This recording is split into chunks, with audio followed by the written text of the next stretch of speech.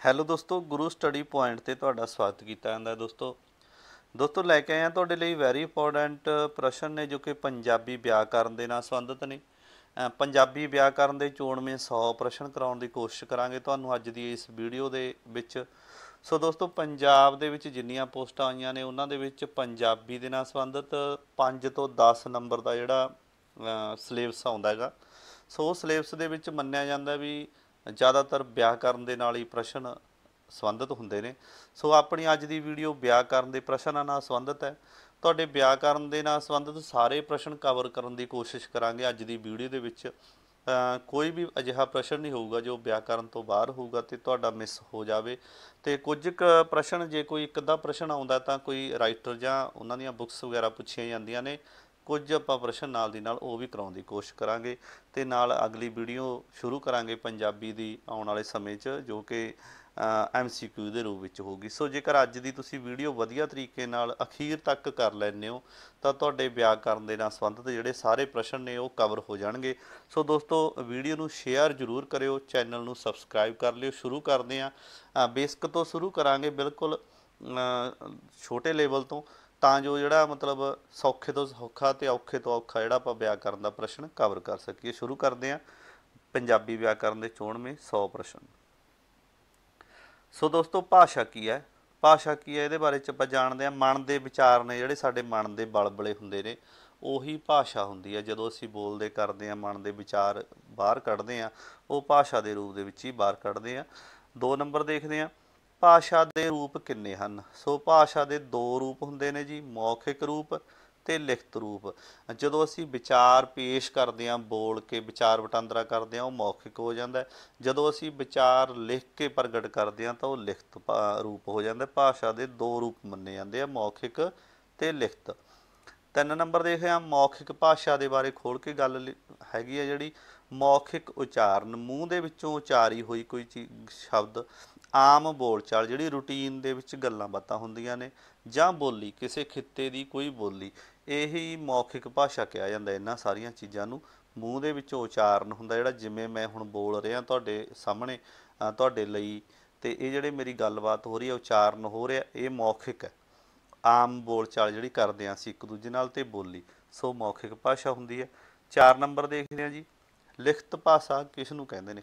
ਸੋ ਲਿਖਤ ਭਾਸ਼ਾ ਜੀ ਜਿਹੜੀ ਟਕਸਾਲੀ, ਕੇਂਦਰੀ, ਮਿਆਰੀ, ਕਿਤਾਬੀ ਅਤੇ ਸਾਹਿਤਕ ਭਾਸ਼ਾ ਨੂੰ ਲਿਖਤ ਭਾਸ਼ਾ ਕਹਿੰਦੇ ਨੇ। ਸੋ ਜਿਹੜੀ ਟਕਸਾਲੀ ਹੁੰਦੀ ਹੈ, ਮੁੱਢਕ ਦੀਪ ਤੋਂ ਚੱਲੀ, ਕੇਂਦਰੀ, ਕੇਂਦਰ ਦੇ ਵਿੱਚ, ਮਿਆਰੀ ਅਤੇ ਕਿਤਾਬੀ ਜਿਹੜੀ ਕਿਤਾਬਾਂ ਦੇ ਵਿੱਚ ਲਿਖੀ ਹੁੰਦੀ ਹੈ ਜਿਹੜੀ, ਅਤੇ ਜਿਹਦੇ ਵਿੱਚ ਸਾਹਿਤ ਰਚਿਆ ਜਾਂਦਾ। ਸਾਡੇ ਜਿਹੜੇ ਕਵੀ ਨੇ, ਸਾਡੇ ਜਿਹੜੇ ਰਾਈਟਰ ਨੇ, ਜਿਹੜੇ ਸਾਹਿਤ ਰਚਦੇ ਨੇ, ਇਹ ਭਾਸ਼ਾ ਨੂੰ ਹੀ ਲਿਖਤ ਭਾਸ਼ਾ ਮੰਨਿਆ ਜਾਂਦਾ ਹੈਗਾ, ਕਿਤਾਬੀ ਅਤੇ ਸਾਹਿਤਕ ਨੂੰ। ਸੋ ਇਹ ਧਿਆਨ 'ਚ ਰੱਖਣਾ। 5 ਨੰਬਰ ਦੋਸਤੋ, ਆਪਣੇ ਪਰਿਵਾਰ 'ਚੋਂ ਸਿੱਖੀ ਭਾਸ਼ਾ ਨੂੰ ਮਾਤਰ ਭਾਸ਼ਾ ਕਿਹਾ ਜਾਂਦਾ। ਵੈਰੀ ਇੰਪੋਰਟੈਂਟ ਪ੍ਰਸ਼ਨ ਹੈ ਜੀ। ਇੱਦਾਂ ਹੀ ਪ੍ਰਸ਼ਨ ਪੁੱਛ ਲਿਆ ਜਾਂਦਾ ਵੀ ਮਾਤਰ ਭਾਸ਼ਾ ਕਿਸ ਨੂੰ ਕਹਿੰਦੇ ਨੇ? ਸੋ ਆਪਣੇ ਪਰਿਵਾਰ ਦੇ ਵਿੱਚੋਂ ਜਦੋਂ ਬੱਚਾ ਜਨਮ ਤੋਂ ਮਤਲਬ ਪਲਦਾ ਹੈਗਾ, ਉਹਦਾ ਜਿਹੜਾ ਹੈਗਾ ਵਿਕਾਸ ਹੁੰਦਾ, ਉਹਦਾ ਭਾਸ਼ਾ ਦੀ ਜਿਹੜੀ ਡਿਵੈਲਪਮੈਂਟ ਹੁੰਦੀ ਹੈ, ਵਿਕਾਸ ਹੁੰਦਾ। ਸੋ ਉਹ ਪਰਿਵਾਰ 'ਚ ਜਿਹੜੀ ਭਾਸ਼ਾ ਨੂੰ ਪਹਿਲਾਂ ਦੇ ਰੂਪ 'ਚ ਗ੍ਰਹਿਣ ਕਰਦਾ, ਉਹ ਉਹਦੀ ਮਾਤ ਭਾਸ਼ਾ ਹੁੰਦੀ ਹੈ, ਮਾਤਰ ਭਾਸ਼ਾ। ਭਾਸ਼ਾ ਦੇ ਆਧਾਰ ਜੀ 6 ਨੰਬਰ। ਸੋ ਦੋਸਤੋ, ਵੈਰੀ ਇੰਪੋਰਟੈਂਟ ਹੈ ਭਾਸ਼ਾ ਦੇ ਆਧਾਰ। ਭਾਸ਼ਾ ਦੇ ਆਧਾਰ ਨੇ ਜੀ 3: ਭੌਤਿਕ ਆਧਾਰ, ਮਾਨਸਿਕ ਆਧਾਰ ਅਤੇ ਸਮਾਜਿਕ ਆਧਾਰ।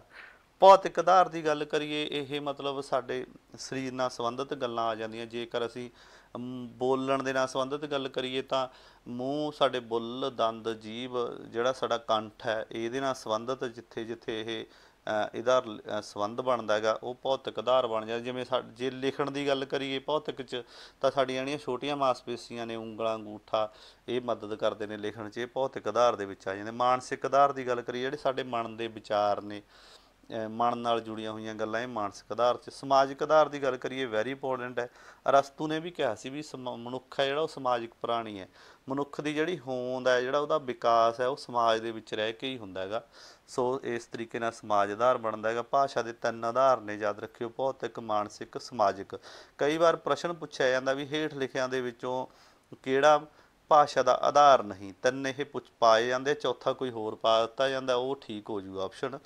ਅਗਲਾ ਦੇਖਦੇ ਹਾਂ 7 ਨੰਬਰ, ਭਾਸ਼ਾ ਦਾ ਨਿਰੰਤਰ ਵਿਕਾਸ ਹੋ ਰਿਹਾ, ਇਹ ਵੈਸੀ ਟਰਮ ਹੈਗੀ, ਤੁਸੀਂ ਇਹਨੂੰ ਯਾਦ ਰੱਖਣਾ। ਭਾਸ਼ਾ ਦਾ ਨਿਰੰਤਰ ਵਿਕਾਸ ਹੋ ਰਿਹਾ ਹੁਣ ਵੀ ਕੰਟੀਨਿਊਜ। ਭਾਸ਼ਾ ਚਿੰਨ੍ਹ ਆਧਾਰਿਤ ਹੁੰਦੀ ਹੈ, ਕਈ ਵਾਰ ਇੱਦਾਂ ਹੀ ਪੁੱਛ ਲਿਆ ਜਾਂਦਾ ਭਾਸ਼ਾ ਚਿੰਨ੍ਹ ਆਧਾਰਿਤ ਮੰਨੀ ਜਾਂਦੀ ਹੈਗੀ। ਭਾਸ਼ਾ ਦੀ ਪੰਜਾਬੀ ਭਾਸ਼ਾ ਦੀ ਲਿਪੀ ਕਿਹੜੀ ਹੈ? 9 ਨੰਬਰ ਪ੍ਰਸ਼ਨ ਦੇਖੋ ਜੀ, ਵੈਰੀ ਇੰਪੋਰਟੈਂਟ ਹੈ। ਪੰਜਾਬੀ ਭਾਸ਼ਾ ਦੀ ਲਿਪੀ ਕਿਹੜੀ ਹੈ? ਸੋ ਇਹ ਗੁਰਮੁਖੀ ਹੈ ਜੀ, ਗੁਰਮੁਖੀ। ਹਰੇਕ ਭਾਸ਼ਾ ਦੀ ਆਪਣੀ ਲਿਪੀ ਹੁੰਦੀ ਹੈ, ਪੰਜਾਬੀ ਦੀ ਗੁਰਮੁਖੀ ਹੈ। ਸੋ 10 ਨੰਬਰ ਦੇਖਦੇ ਹਾਂ, ਇਹਦੇ ਵਿੱਚ ਨੋਟ ਕਰਾ ਦਿੱਤਾ ਗਿਆ, ਹਰੇਕ ਭਾਸ਼ਾ ਦੀ ਆਪਣੀ ਸੁਤੰਤਰ ਲਿਪੀ ਹੁੰਦੀ ਹੈ, ਵੈਰੀ ਇੰਪੋਰਟੈਂਟ ਹੈ। ਜਿਵੇਂ ਹਿੰਦੀ ਦੀ ਦੇਵਨਾਗਰੀ, ਉਰਦੂ ਦੀ ਸ਼ਾਹਮੁਖੀ, ਪੰਜਾਬੀ ਦੀ ਗੁਰਮੁਖੀ, ਹਰ ਇੱਕ ਭਾਸ਼ਾ ਦੀ ਆਪਣੀ ਸੁਤੰਤਰ ਲਿਪੀ ਹੁੰਦੀ ਆ। ਉਹ ਅੱਖਰ, ਉਹ ਚਿੰਨ੍ਹ ਜਿਨ੍ਹਾਂ ਦੇ ਨਾਲ ਭਾਸ਼ਾ ਨੂੰ ਲਿਖਿਆ ਜਾਂਦਾ ਗਾ।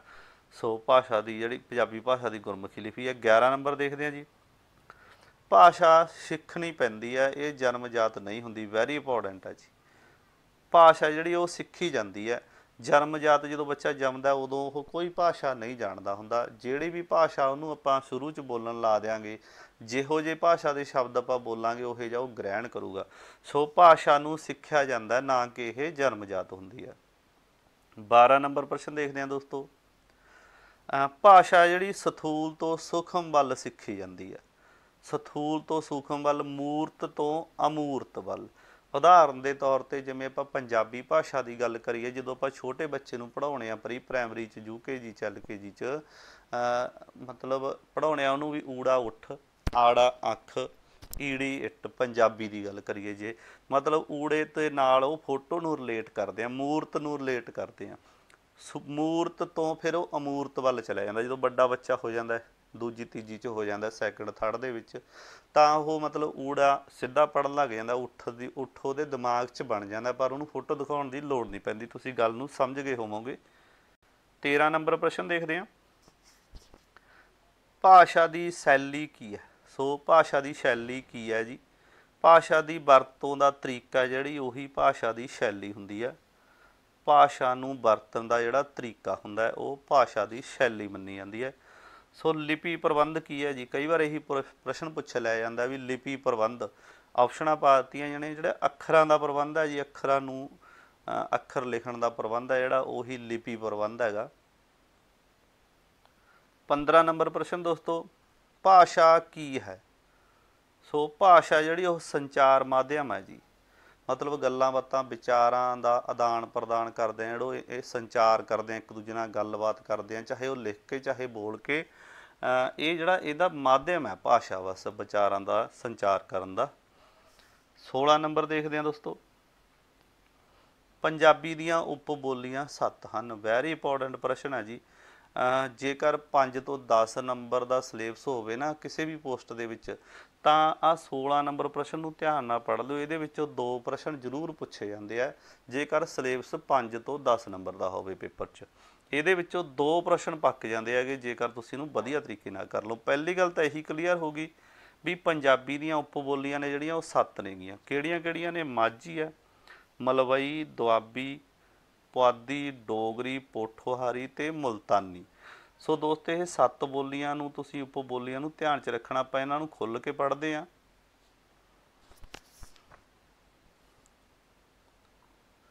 ਜੇਕਰ ਆਪਾਂ ਮਾਝੀ ਦੀ ਗੱਲ ਕਰੀਏ, ਜਿਹੜੀ ਪੰਜਾਬੀ ਦੀ ਉਪ ਬੋਲੀ ਮਾਝੀ ਆ, ਜੇ ਇਹਦੀ ਗੱਲ ਕਰੀਏ ਤਾਂ ਇਹ ਮਤਲਬ ਇੱਧਰ ਜਿਵੇਂ ਹੋ ਗਿਆ ਅੰਮ੍ਰਿਤਸਰ, ਤਰਨ ਤਾਰਨ, ਗੁਰਦਾਸਪੁਰ, ਆਪਣੇ ਮੌਜੂਦਾ ਪੰਜਾਬ ਦੇ 3-4 ਜ਼ਿਲ੍ਹਿਆਂ ਦੇ ਵਿੱਚ ਬੋਲੀ ਜਾਂਦੀ ਹੈ। ਜੇ ਥੋੜ੍ਹਾ ਜਿਹਾ ਏਰੀਆ ਆ ਜਾਂਦਾ ਹੈਗਾ ਜਿਵੇਂ ਲਾਹੌਰ ਅਤੇ ਸਿਆਲਕੋਟ, ਉੱਧਰੋਂ ਪਾਕਿਸਤਾਨ ਵਾਲੇ ਪਾਸਿਓਂ, ਰਾਵੀ ਅਤੇ ਬਿਆਸ ਦਰਿਆਵਾਂ ਦਾ ਜਿਹੜਾ ਵਿਚਕਾਰ ਦਾ ਹਿੱਸਾ ਹੈਗਾ ਆਪਣੇ ਪੰਜਾਬ ਦੇ ਵਿੱਚ, ਇਹ ਖੇਤਰ ਦੇ ਵਿੱਚ ਇਹ ਮਾਝੀ ਬੋਲੀ ਬੋਲੀ ਜਾਂਦੀ ਹੈ।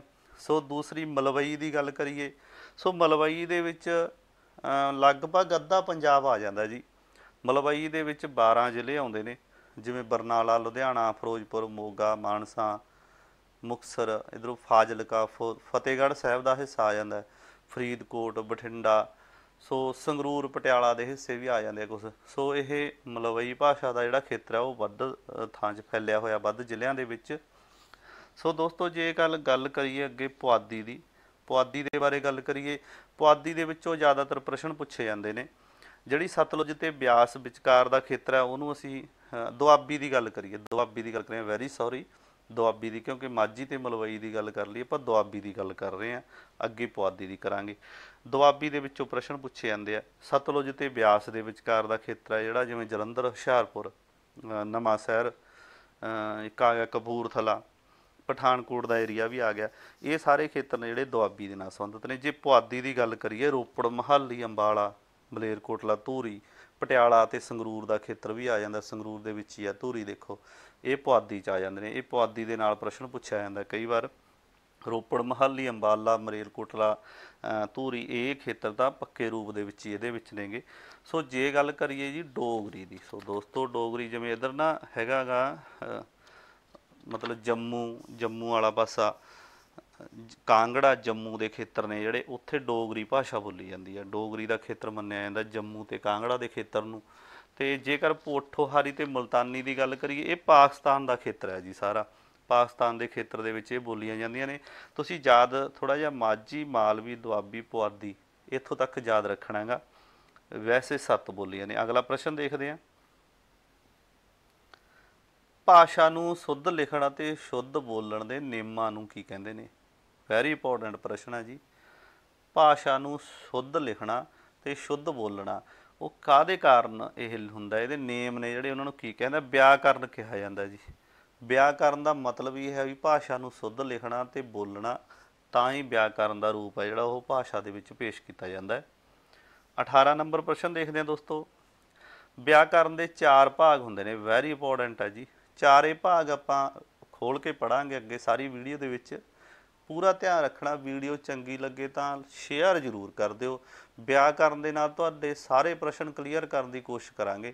ਤੁਹਾਡੇ ਪੰਜਾਬੀ ਦੀ ਸਾਰੀ ਵਿਆਕਰਨ ਕਵਰ ਹੋ ਜੂਗੀ। ਤੁਹਾਡੇ 5 ਤੋਂ 7 ਨੰਬਰ ਜਿਹੜੇ, ਜੇ 10 ਨੰਬਰਾਂ ਦਾ ਸਿਲੇਬਸ ਹੋਵੇ ਤਾਂ 5 ਤੋਂ 7 ਨੰਬਰ ਪੱਕ ਜਾਣਗੇ ਵੀਡੀਓ 'ਚ। ਵਿਆਕਰਨ ਦੇ 4 ਭਾਗ ਹੁੰਦੇ ਨੇ, ਨੋਟ ਰੱਖਣਾ। ਧੁਨੀ, ਅੱਖਰ, ਵਰਨ, ਬੋਧ। ਧੁਨੀ ਜਾਂ ਅੱਖਰ, ਵਰਨ, ਬੋਧ। ਅੱਖਰ ਤੇ ਵਰਨ ਇੱਕੋ ਹੀ ਗੱਲ ਹੁੰਦੀ ਹੈ। ਧੁਨੀ ਜਾਂ ਅੱਖਰ, ਵਰਨ, ਬੋਧ ਪਹਿਲਾ ਭਾਗ ਹੈ ਇਹਦਾ। ਸ਼ਬਦ ਬੋਧ, ਇਹ ਲੜੀਬੱਧ ਹੁੰਦੇ ਨੇ, ਯਾਦ ਰੱਖਣਾ। ਪਹਿਲਾਂ ਧੁਨੀ, ਅੱਖਰ, ਵਰਨ, ਬੋਧ ਹੀ ਆਉਂਦਾ, ਉਸ ਤੋਂ ਬਾਅਦ ਸ਼ਬਦ ਬੋਧ ਬਣਦਾ, ਫਿਰ ਵਾਕ ਬੋਧ। ਵਾਕ ਬੋਧ ਬਣ ਗਿਆ, ਫਿਰ ਅਰਥ ਬੋਧ। ਤੁਸੀਂ ਇਹਨੂੰ ਸਮਝ ਗਏ ਹੋਵੋਗੇ। ਪਹਿਲਾਂ ਦੇਖੋ ਧੁਨੀਆਂ ਸਿਰਫ ਆਵਾਜ਼ਾਂ ਆਉਂਦੀਆਂ ਨੇ, ਕ, ਖ, ਗ, ਸ, ਰ, ਇੱਦਾਂ। ਵਰਨ, ਅੱਖਰ ਮਤਲਬ। ਫਿਰ ਉਸ ਤੋਂ ਬਾਅਦ ਹੀ ਸ਼ਬਦ ਬਣਦੇ ਆ, ਮਤਲਬ ਧੁਨੀਆਂ ਦੇ ਸਮਤੋਲ ਨਾਲ ਜੋੜ ਨਾਲ ਹੀ ਸ਼ਬਦ ਬਣਦੇ ਆ। ਸ਼ਬਦਾਂ ਦੇ ਜੋੜ ਨਾਲ ਹੀ ਅੱਗੇ ਵਾਕ ਬਣਦੇ ਆ। ਫਿਰ ਵਾਕਾਂ ਦੇ ਵਿੱਚ ਗਾਹਾਂ ਅਰਥ ਬਣੇ ਵਾਕਾਂ ਦਾ। ਸੋ ਇਸੇ ਤਰ੍ਹਾਂ ਇਹ 4 ਭਾਗ ਹੁੰਦੇ ਨੇ ਵਿਆਕਰਨ ਦੇ। ਤੁਸੀਂ ਇਹਨਾਂ ਨੂੰ ਧਿਆਨ 'ਚ ਰੱਖਣਾ। ਜਿਵੇਂ ਆਪਾਂ ਜੇ ਇਕੱਲੇ ਦੀ ਥੋੜ੍ਹੀ ਗੱਲ ਕਰ ਲਈਏ ਇੱਕ ਵਾਰੀ। ਧੁਨੀ ਜਾਂ ਅੱਖਰ, ਵਰਨ, ਬੋਧ ਦੇ ਵਿੱਚ ਕੀ ਗੱਲ ਹੈ ਵੀ, ਜਿਵੇਂ ਵਰਨ ਜਿਹੜੇ ਅੱਖਰ ਹੁੰਦੇ ਆ ਉਹਨਾਂ ਦਾ ਉਚਾਰਨ ਸਥਾਨ ਦੱਸਿਆ ਹੋਵੇ, ਢੰਗ ਦੱਸਿਆ ਹੋਵੇ। ਲਗਾਖਰ ਕਿਹੜੇ ਹੁੰਦੇ ਨੇ, ਲਗਾ ਮਾਤਰਾਵਾਂ ਕਿਹੜੀਆਂ ਹੁੰਦੀਆਂ, ਇਹ ਸਾਰੀਆਂ ਧੁਨੀਆਂ ਦੇ ਵਿੱਚ ਗੱਲਾਂ ਆ ਜਾਂਦੀਆਂ। ਜੇ ਸ਼ਬਦ ਬੋਧ ਦੀ ਗੱਲ ਕਰੀਏ, ਸ਼ਬਦਾਂ ਦਾ ਰੂਪ ਕਿਹੜਾ ਹੁੰਦਾ, ਉਹ ਬਦਲਦੇ ਨੇ ਜਾਂ ਨਹੀਂ ਬਦਲਦੇ। ਸ਼ਬਦਾਂ ਦੀਆਂ ਕਿਸਮਾਂ, ਕਿਹੜੇ ਸ਼ਬਦ ਹੁੰਦੇ ਆ, ਕਿਸ ਤਰ੍ਹਾਂ ਦੇ ਹੁੰਦੇ ਆ, ਇਹ ਸ਼ਬਦ ਬੋਧ ਦੇ ਵਿੱਚ ਆ ਜਾਂਦਾ। ਵਾਕ ਬੋਧ ਦੀ ਗੱਲ ਕਰੀਏ, ਦੇਖੋ ਵਾਕਾਂ ਦੀ ਵੰਡ, ਰੂਪ, ਉਹਨਾਂ ਦੀਆਂ ਕਿਸਮਾਂ, ਉਹਨਾਂ ਦੇ ਵਟਾਂਦਰੇ, ਇਹ ਸਾਰੀਆਂ ਵਾਕਾਂ ਦੇ। ਅਰਥ ਦੀ ਗੱਲ ਕਰੀਏ ਦੋਸਤੋ, ਸ਼ਬਦਾਂ ਦੇ ਅਰਥਾਂ ਦੇ ਪੱਖ ਤੋਂ ਨਾ ਮਤਲਬ ਕਿਹਾ ਜਾਂਦਾ, ਜਿਵੇਂ ਸਮਾਨ ਅਰਥ ਸ਼ਬਦ ਹੁੰਦੇ ਆ, ਵਿਰੋਧੀ ਸ਼ਬਦ ਹੁੰਦੇ ਆ, ਬਹੁ ਅਰਥਕ ਸ਼ਬਦ ਹੁੰਦੇ ਆ, ਇਹ ਸਾਰਾ ਸ਼ਬਦਾਂ ਦੇ ਅਰਥ ਦੇ ਵਜੋਂ ਆ ਜਾਂਦਾ। ਸੋ ਇਹਨੂੰ ਆਪਾਂ ਡਿਟੇਲ 'ਚ ਅੱਗੇ ਪੜ੍ਹਾਂਗੇ। ਅੱਗੇ ਦੇਖਦੇ ਹਾਂ ਜੀ 19 ਨੰਬਰ ਪ੍ਰਸ਼ਨ ਦੋਸਤੋ। ਪੰਜਾਬੀ ਵਰਨਮਾਲਾ ਦੇ 35 ਅੱਖਰ ਨੇ। ਵੈਰੀ ਇੰਪੋਰਟੈਂਟ ਹੈ ਜੀ। ਪੰਜਾਬੀ ਜਿਹੜੀ ਵਰਨਮਾਲਾ ਉਹਦੇ 35 ਅੱਖਰ ਨੇ, ਪਰ ਇਹਦੇ ਵਿੱਚ 6 ਨੇ ਜਿਹੜੇ ਨਾ ਆਧੁਨਿਕ ਵਰਨਮਾਲਾ 'ਚ 6 ਵਰਨ ਫਾਰਸੀ 'ਚੋਂ ਲਏ ਗਏ ਨੇ। ਹੁਣ ਇਹ 41 ਬਣ ਗਏ ਜੀ, ਗੱਲ ਨੂੰ ਧਿਆਨ 'ਚ ਰੱਖਣਾ। ਵੈਸੇ ਤਾਂ 35 ਨੇ, ਵਰਨਮਾਲਾ ਦੇ 35 ਅੱਖਰੀ ਬੋਲ ਦਿੰਦੇ, ਇਹਨੂੰ ਪਹਿਲਾਂ ਬੋਲਦੇ ਵੀ 35 ਅੱਖਰੀ ਸੀਗੀ। ਹੁਣ ਇਹਦੇ ਵਿੱਚ 6 ਨੇ ਜਿਹੜੇ ਮੌਜੂਦਾ ਵਰਨਮਾਲਾ ਦੇ ਵਿੱਚ, 6 ਫਾਰਸੀ ਦੇ ਵਿੱਚੋਂ ਅੱਖਰ ਜੋੜ ਦਿੱਤੇ ਗਏ ਨੇ ਲੈ ਕੇ। ਹੁਣ ਇਹ ਕੁੱਲ 41 ਬਣ ਗਏ। ਜੇ ਕੱਲ੍ਹ ਪੁੱਛਿਆ ਜਾਵੇ ਵੀ ਹੁਣ ਵਰਨਮਾਲਾ ਦੇ ਕਿੰਨੇ ਅੱਖਰ ਨੇ, ਤਾਂ 41 ਨੇ। ਜੋੜੋ ਇਹ ਜਿਹੜੇ ਇਹ ਸਾਰੇ ਨੇ 6 ਦੇ 6 ਇਹਦੇ ਵਿੱਚ ਜੋੜੇ ਗਏ ਨੇ। ਸ ਪੈਰਵਿੰਦੀ, ਖ ਪੈਰਵਿੰਦੀ, ਗ ਪੈਰਵਿੰਦੀ, ਜ ਪੈਰਵਿੰਦੀ, ਫ, ਲ, ਇਹ ਪੈਰਵਿੰਦੀ ਵਾਲੇ ਜਿਹੜੇ ਹੈਗੇ ਨੇ ਅੱਖਰ 6 ਨੇ। ਸੋ 35 ਤੇ 41 ਦੇ ਵਿੱਚ ਜਿਹੜੀ ਗੱਲ ਹੈ ਉਹ ਤੁਹਾਨੂੰ ਕਲੀਅਰ ਹੋ ਗਈ ਹੋਵੇਗੀ। 20 ਨੰਬਰ ਪ੍ਰਸ਼ਨ ਦੇਖਦੇ ਹਾਂ ਦੋਸਤੋ। ਧੁਨੀਆਂ ਦਾ ਵਰਗੀਕਰਨ 2 ਭਾਗਾਂ 'ਚ ਕੀਤਾ ਜਾਂਦਾ। ਹੁਣ ਆਪਾਂ ਜਿਹੜੇ ਵਿਆਕਰਨ ਦੇ ਭਾਗ ਸੀ ਦੋਸਤੋ ਉਹ ਸ਼ੁਰੂ ਕਰ ਲਏ ਆ। ਜਿਵੇਂ ਵਿਆਕਰਨ ਦੇ 4 ਭਾਗ ਸੀ, ਹੁਣ ਆਪਾਂ ਧੁਨੀਆਂ ਤੋਂ ਸ਼ੁਰੂ ਕਰ ਲਿਆ। ਧੁਨੀਆਂ ਦਾ ਵਰਗੀਕਰਨ ਹੈ ਜਿਹੜਾ 2 ਭਾਗਾਂ 'ਚ ਕੀਤਾ ਜਾਂਦਾ। ਖੰਡੀ ਧੁਨੀਆਂ ਤੇ ਅਖੰਡੀ ਧੁਨੀਆਂ ਆਪਾਂ ਦੋਨਾਂ ਨੂੰ ਖੋਲ ਕੇ ਅਲੱਗ-ਅਲੱਗ ਪੜਾਂਗੇ। ਨਾਲੇ ਪਹਿਲਾਂ ਤਾਂ ਤੁਸੀਂ ਇੰਨੀ ਕੁ ਗੱਲ ਯਾਦ ਰੱਖਣੀ ਆ ਵੀ ਧੁਨੀਆਂ ਦਾ ਵਰਗੀਕਰਨ ਆ ਜਿਹੜਾ, ਧੁਨੀਆਂ ਦੋ ਤਰ੍ਹਾਂ ਦੀਆਂ ਹੁੰਦੀਆਂ ਨੇ, ਖੰਡੀ ਧੁਨੀਆਂ ਤੇ ਅਖੰਡੀ ਧੁਨੀਆਂ। ਹੁਣ ਆਪਾਂ ਜੇ ਖੰਡੀ ਧੁਨੀਆਂ ਦੀ ਗੱਲ ਕਰੀਏ, ਅਖੰਡੀ ਨੂੰ ਇੱਕ ਵਾਰੀ ਤੁਸੀਂ ਛੱਡ ਦਿਓ, ਖੰਡੀ ਧੁਨੀਆਂ ਦੀ ਆਪਾਂ ਗੱਲ ਪੜ੍ਹਦੇ ਹਾਂ। ਅੱਗੇ ਦੇਖਦੇ ਹਾਂ 21 ਨੰਬਰ 'ਚ। ਖੰਡੀ ਧੁਨੀਆਂ ਵੀ ਅੱਗੇ ਜਾ ਕੇ ਦੋ ਤਰ੍ਹਾਂ ਦੀਆਂ ਹੋ ਜਾਂਦੀਆਂ ਨੇ। ਖੰਡੀ ਤੇ ਅਖੰਡੀ ਨੂੰ ਪੜਾਂਗੇ, ਅਖੰਡੀ ਛੱਡਤੀਆਂ, ਇੱਕ ਵਾਰੀ ਅੱਗੇ ਪੜਾਂਗੇ, ਖੰਡੀ ਸ਼ੁਰੂ ਕਰ ਲਈਆਂ। ਖੰਡੀ ਧੁਨੀਆਂ ਵੀ ਹੁਣ ਦੋ ਤਰ੍ਹਾਂ ਦੀਆਂ ਨੇ, ਕਿਹੜੀਆਂ? ਸਵਰ ਤੇ ਵਿਅੰਜਨ। ਸਵਰ ਹੁੰਦੇ ਨੇ ਇੱਕ ਵਿਅੰਜਨ ਹੁੰਦੇ ਨੇ ਖੰਡੀ ਧੁਨੀਆਂ ਦੇ ਵਿੱਚ। ਸੋ ਸਵਰ ਕਿਹੜੇ ਹੁੰਦੇ ਨੇ, ਵਿਅੰਜਨ ਕਿਹੜੇ ਹੁੰਦੇ ਨੇ, ਕੀ ਇਹਨਾਂ 'ਚ ਫਰਕ ਹੈ, ਉਹ ਆਪਾਂ ਅੱਗੇ ਦੇਖਦੇ ਹਾਂ। ਸੋ ਦੋਸਤੋ, ਆਧੁਨਿਕ ਵਰਨਮਾਲਾ ਦੇ ਵਿਅੰਜਨ 38 ਨੇ, ਇਹ ਧਿਆਨ 'ਚ ਰੱਖਣਾ। ਆਧੁਨਿਕ ਵਰਨਮਾਲਾ ਦੇ ਵਿੱਚ ਜਿਹੜੇ ਵਿਅੰਜਨ ਨੇ 38 ਨੇ, ਉਂਝ 32 ਹੁੰਦੇ ਨੇ। ਜੇਕਰ ਵਰਨਮਾਲਾ ਨੂੰ 35 ਦੇ ਆਧਾਰ 'ਤੇ ਦੇਖੀਏ, 35 ਅੱਖਰੀ ਦੇ ਆਧਾਰ 'ਤੇ, ਤਾਂ 32 ਬਣਨਗੇ। ਜੇਕਰ 41 ਅੱਖਰੀ ਦੇ ਆਧਾਰ 'ਤੇ ਦੇਖੀਏ ਤਾਂ 38 ਵਰਨ ਜਿਹੜੇ ਵਿਅੰਜਨ ਬਣਦੇ ਨੇ। ਜਿਹੜੇ 6 ਨੇ ਫਾਰਸੀ 'ਚੋਂ ਲਏ ਗਏ ਨੇ, ਉਹੀ ਰੌਲਾ ਹੈ, ਉਹ ਤੁਸੀਂ ਸਮਝ ਗਏ ਹੋਵੋਗੇ। ਸੋ ਜੇਕਰ ਆਧੁਨਿਕ ਵਰਨਮਾਲਾ ਦੀ ਗੱਲ ਕਰੀਏ, ਸ ਤੋਂ ਲੈ ਕੇ ਲ ਪੈਰ ਬਿੰਦੀ ਤੱਕ, ਲ ਪੈਰ ਬਿੰਦੀ ਤੱਕ 38 ਬਣਦੇ ਨੇ, ਇਹ ਧਿਆਨ 'ਚ ਰੱਖਣਾ। ਹੁਣ ਆਪਾਂ ਮਤਲਬ ਤੁਹਾਨੂੰ ਦੱਸਤਾ ਸੀਗਾ ਵੀ ਆਪਾਂ ਖੰਡੀ ਧੁਨੀਆਂ ਪੜ੍ਹ ਰਹੇ ਹਾਂ, ਸਵਰ ਤੇ ਵਿਅੰਜਨ। ਵਿਅੰਜਨਾਂ ਦੀ ਗੱਲ ਕਰ ਲਈ, ਸਵਰਾਂ ਦੀ ਵੀ ਕਰਾਂਗੇ।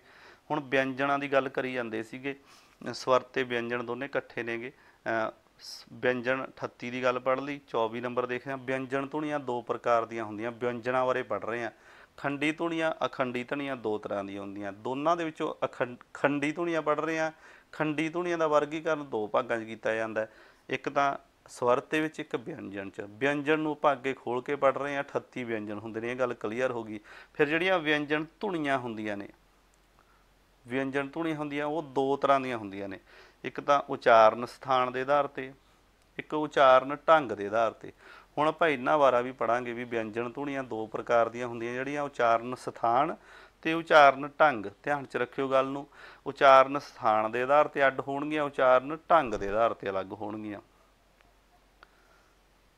22 ਨੰਬਰ ਹੁਣ ਆਪਾਂ ਜਿਹੜਾ ਸੀਗਾ ਖੰਡੀ ਧੁਨੀਆਂ ਦੇ ਵਿੱਚ ਜਿਹੜਾ ਆਪਾਂ ਪੜ੍ਹ ਰਹੇ ਸੀ ਵਿਅੰਜਨ ਤੇ ਸਵਰ। ਵਿਅੰਜਨ ਦੇ ਬਾਰੇ ਆਪਾਂ ਇੰਨਾ ਪੜ੍ਹ ਲਿਆ ਵੀ 38 ਵਿਅੰਜਨ ਹੁੰਦੇ ਨੇ। ਉਹਨਾਂ ਦਾ ਜਿਹੜਾ ਵਰਗੀਕਰਨ ਅੱਗੇ ਦੋ ਤਰ੍ਹਾਂ ਦਾ ਹੁੰਦਾ ਹੈ, ਜਿਵੇਂ ਮਤਲਬ ਆਪਾਂ ਪੜ੍ਹ ਕੇ ਹਟੇ ਹਾਂ ਉਚਾਰਨ ਸਥਾਨ ਦੇ ਤੇ ਉਚਾਰਨ ਢੰਗ ਦੇ। ਅੱਗੇ ਹੁਣ ਆਪਾਂ ਸਵਰ ਪੜ੍ਹਦੇ ਹਾਂ। ਖੰਡੀ ਧੁਨੀਆਂ ਦੇ ਵਿੱਚ ਆ ਜਾਂਦੇ ਆ ਸਵਰ। ਸਵਰ ਤਿੰਨ ਹੁੰਦੇ ਨੇ ਜੀ, ਊੜਾ, ਆੜਾ, ਈੜੀ। ਪ੍ਰਸ਼ਨ ਇੱਕ ਇੱਥੋਂ ਜ਼ਰੂਰ ਬਣਦਾ, ਇੱਕ ਪ੍ਰਸ਼ਨ ਵੈਰੀ ਇੰਪੋਰਟੈਂਟ ਹੈ, ਧਿਆਨ 'ਚ ਰੱਖਿਓ। ਸਵਰਾਂ ਬਾਰੇ ਇੱਕ ਪ੍ਰਸ਼ਨ ਜ਼ਰੂਰ ਬਣਦਾ ਹੈਗਾ। ਜਾਂ ਤਾਂ ਚਾਰ ਕੋਈ ਅੱਖਰ ਲਿਖ ਕੇ, ਊੜਾ, ਆੜਾ, ਈੜੀ ਲਿਖ ਕੇ ਨਾਲ ਸ ਪਾ ਕੇ ਜਾਂ ਰ ਪਾ ਕੇ ਪੁੱਛ ਲਿਆ ਜਾਂਦਾ ਵੀ ਹੇਠ ਲਿਖਿਆਂ 'ਚੋਂ ਸਵਰ ਨਹੀਂ ਹੈ ਦੱਸੋ। ਸੋ ਜਾਂ ਇੱਕ ਸਵਰ ਪਾ ਦਿੰਦੇ ਆ, ਬਾਕੀ ਸਾਰੇ ਵਿਅੰਜਨ ਪਾ ਦਿੰਦੇ ਆ, ਪੁੱਛ ਲਿਆ ਜਾਂਦਾ ਵੀ ਹੇਠ ਲਿਖਿਆਂ 'ਚੋਂ ਸਵਰ ਕਿਹੜਾ ਹੈ। ਸੋ ਤੁਸੀਂ ਗੱਲ ਸਮਝ ਗਏ। 22 ਨੰਬਰ ਪ੍ਰਸ਼ਨ। ਸਵਰ ਤਿੰਨ ਹੁੰਦੇ ਨੇ, ਵਿਅੰਜਨ ਹੁੰਦੇ ਨੇ ਆਧੁਨਿਕ ਵਰਨਮਾਲਾ 'ਚ 38, 35 ਅੱਖਰੀ 'ਚ ਪੁੱਛਿਆ ਜਾਵੇ ਤਾਂ 32। ਅਗਲਾ ਪ੍ਰਸ਼ਨ ਦੇਖਦੇ ਹਾਂ। ਵਿਅੰਜਨਾਂ ਦੀ ਗੱਲ ਫੇਰ ਆ ਗਈ। ਵਿਅੰਜਨ ਜੇ ਸ ਤੋਂ ੜ ਤੱਕ, ਪਹਿਲਾਂ ਆਪਾਂ ਸ ਤੋਂ ਲ ਪੈਰ ਬਿੰਦੀ ਤੱਕ, ਸ ਤੋਂ ਲ ਪੈਰ ਬਿੰਦੀ ਤੱਕ ਤਾਂ ਆਪਾਂ ਪੜ੍ਹੇ ਸੀਗੇ 38।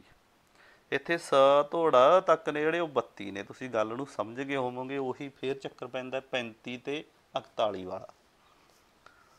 ਅਗਲਾ ਪ੍ਰਸ਼ਨ ਦੇਖਦੇ ਹਾਂ 25 ਨੰਬਰ ਜੀ। ਹੁਣ ਆਪਾਂ ਜਿਹੜਾ ਵਿਅੰਜਨਾਂ ਦਾ ਜਿਹੜਾ ਸੀਗਾ, ਵਿਅੰਜਨ ਧੁਨੀਆਂ ਦਾ ਜਿਹੜਾ ਆਪਾਂ ਵਰਗੀਕਰਨ ਸੀਗਾ, ਉਚਾਰਨ ਸਥਾਨ ਤੇ ਉਚਾਰਨ ਢੰਗ ਦੇ ਆਧਾਰ 'ਤੇ ਸੀ। ਉਚਾਰਨ ਸਥਾਨ ਦੇ ਆਧਾਰ 'ਤੇ ਸ਼ੁਰੂ ਕਰਦੇ ਹਾਂ ਹੁਣ ਆਪਾਂ ਵਿਅੰਜਨਾਂ ਦਾ। ਉਚਾਰਨ ਸਥਾਨ ਦੇ ਆਧਾਰ 'ਤੇ ਕਿੰਨੇ ਤਰ੍ਹਾਂ ਦੇ ਹੁੰਦੇ ਆ? ਤਿੰਨ ਤਰ੍ਹਾਂ ਦੇ, ਕੰਠੀ, ਤਾਲਵੀ ਤੇ ਦੰਤੀ। ਕੰਠੀ ਮਤਲਬ ਜਿਨ੍ਹਾਂ ਦੀ ਕੰਠ 'ਚੋਂ ਆਵਾਜ਼ ਆਉਂਦੀ ਹੈ, ਸਾਡੇ ਗਲੇ 'ਚੋਂ। ਤਾਲਵੀ ਜਿਹੜੀ ਜਦੋਂ ਸਾਡੀ ਜੀਭ ਤਾਲੂ ਨਾਲ ਲੱਗਦੀ ਹੈ, ਜਦੋਂ ਉਹਨਾਂ ਦਾ ਉਚਾਰਨ ਕਰਦੇ ਹਾਂ, ਉਹ ਵੀ ਜਿਹੜੀ ਜੀਭ ਆ ਉਹ ਤਾਲੂ ਨਾਲ ਲੱਗਦੀ ਹੈ। ਦੰਤੀ ਜਦੋਂ ਅਸੀਂ ਬੋਲਦੇ ਹਾਂ ਤਾਂ ਦੰਦ ਜੁੜਦੇ ਨੇ ਅਤੇ ਦੰਤੀ ਕਹਿ ਦਿੰਦੇ ਉਹਨਾਂ ਨੂੰ। ਸੋ ਉਹ ਆਪਾਂ ਜਦੋਂ ਬੋਲਦੇ ਹਾਂ ਉਦੋਂ ਆਪਾਂ ਨੂੰ ਮਹਿਸੂਸ ਹੁੰਦਾ ਇਹ ਗੱਲ। ਅੱਗੇ ਉਚਾਰਨ ਢੰਗ ਦੇ ਆਧਾਰ 'ਤੇ ਵਿਅੰਜਨਾਂ ਦਾ ਵਰਗੀਕਰਨ ਸੀ ਜਿਹੜਾ। ਉਚਾਰਨ ਢੰਗ ਦੇ ਆਧਾਰ 'ਤੇ ਅੱਗੇ ਵਿਅੰਜਨ ਦੋ ਤਰ੍ਹਾਂ ਦੇ ਹੁੰਦੇ ਆ। ਵੈਰੀ ਇੰਪੋਰਟੈਂਟ ਗੱਲ ਹੈ ਜੀ। ਉਚਾਰਨ ਸਥਾਨ ਦੇ ਆਧਾਰ 'ਤੇ ਕੰਠੀ, ਤਾਲਵੀ, ਦੰਤੀ ਤਿੰਨ ਹੋ ਗਏ। ਉਚਾਰਨ ਢੰਗ ਦੇ ਆਧਾਰ 'ਤੇ ਮਤਲਬ ਵਿਅੰਜਨ ਹੋ ਗਏ ਅੱਗੇ ਦੋ ਤਰ੍ਹਾਂ ਦੇ। ਕਿਹੜੇ ਕਿਹੜੇ ਜੀ? ਡੱਕਵੇਂ ਵਿਅੰਜਨ, ਅਡੱਕਵੇਂ ਵਿਅੰਜਨ। ਵੈਰੀ ਇੰਪੋਰਟੈਂਟ ਹੈ। ਡੰਕਵੇਂ ਵਿਅੰਜਨ, ਅਡੱਕਵੇਂ ਵਿਅੰਜਨ। ਅਤੇ ਹੁਣ ਅੱਗੇ ਆਪਾਂ ਪੜ੍ਹਾਂਗੇ ਡੱਕਵੇਂ ਵਿਅੰਜਨ ਕਿਹੜੇ ਹੁੰਦੇ ਨੇ, ਅਡੰਕਵੇਂ ਵਿਅੰਜਨ ਕਿਹੜੇ ਹੁੰਦੇ ਨੇ।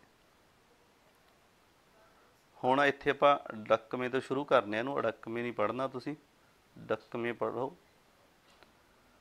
ਇਹਦੀਆਂ 4 ਕਿਸਮਾਂ ਹੁੰਦੀਆਂ ਡੱਕਵੇਂ ਵਿਅੰਜਨ ਦੀਆਂ: ਸੰਗੋਸ਼ ਵਿਅੰਜਨ, ਅੰਗੋਸ਼ ਵਿਅੰਜਨ, ਮਹਾਪ੍ਰਾਣ ਡੱਕਵੇਂ ਵਿਅੰਜਨ, ਅਲਪ ਪ੍ਰਾਣ ਵਿਅੰਜਨ ਹੁੰਦੇ ਨੇ ਜਿਹੜੇ।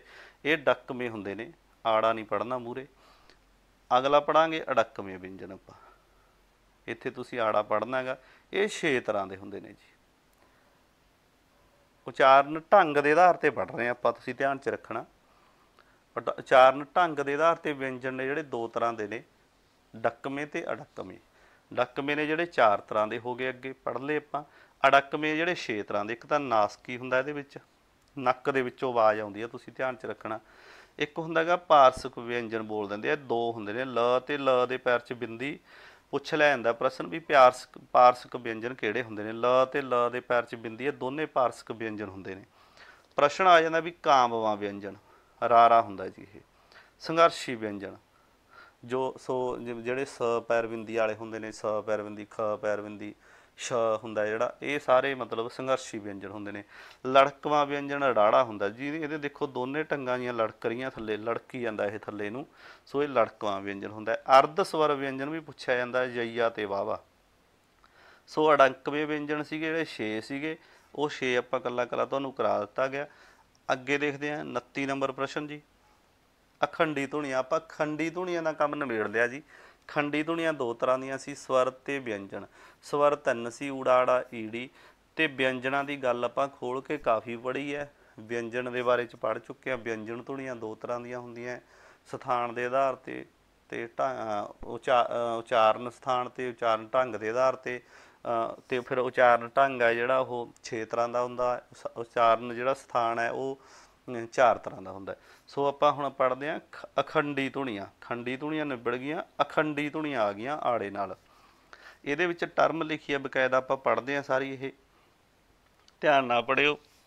ਜਿਨ੍ਹਾਂ ਨੂੰ ਸਵਰ ਅਤੇ ਵਿਅੰਜਨਾਂ ਦੀ ਤਰ੍ਹਾਂ ਅਲੱਗ ਨਹੀਂ ਕੀਤਾ ਜਾਂਦਾ, ਜਿਵੇਂ ਦੇਖੋ ਖੰਡੀ ਧੁਨੀਆਂ ਦੇ ਵਿੱਚ ਸਵਰ ਅਲੱਗ ਕੱਢਤੇ ਸੀ, ਵਿਅੰਜਨ ਅਲੱਗ ਕੱਢਤੇ ਸੀ, ਪਰ ਜਿਹੜੀਆਂ ਅਖੰਡੀ ਨੇ ਆੜੇ ਨਾਲ, ਉਹਨਾਂ ਦੇ ਵਿੱਚ ਸਵਰ ਤੇ ਵਿਅੰਜਨ ਦੀ ਤਰ੍ਹਾਂ ਅਲੱਗ ਨਹੀਂ ਕੀਤਾ ਜਾ ਸਕਦਾ ਇਹਨਾਂ ਨੂੰ।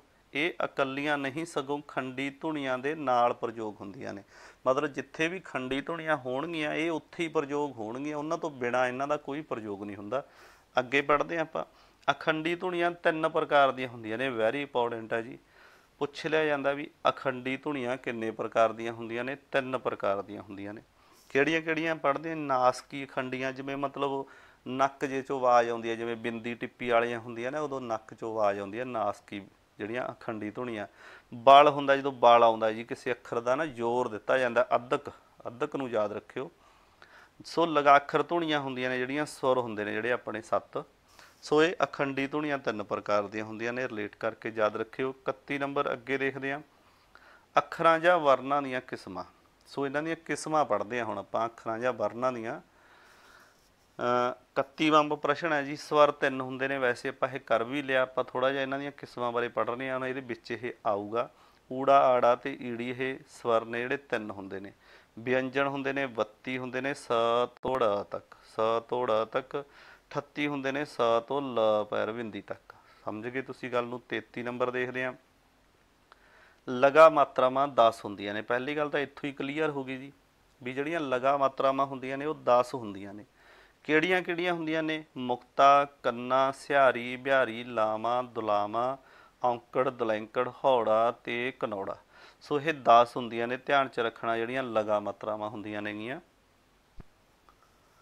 ਸਵਰ ਧੁਨੀਆਂ 10 ਹੁੰਦੀਆਂ ਨੇ। ਸੋ ਲਗਾ ਮਾਤਰਾ ਜਿਹੜੀਆਂ ਲੱਗ ਜਾਂਦੀਆਂ ਨੇ, ਸਵਰਾਂ ਦੇ ਨਾਲ ਲੱਗਦੀਆਂ ਨੇ, ਦੇਖੋ ਉਹ 10 ਹੁੰਦੀਆਂ ਸਵਰ ਧੁਨੀਆਂ।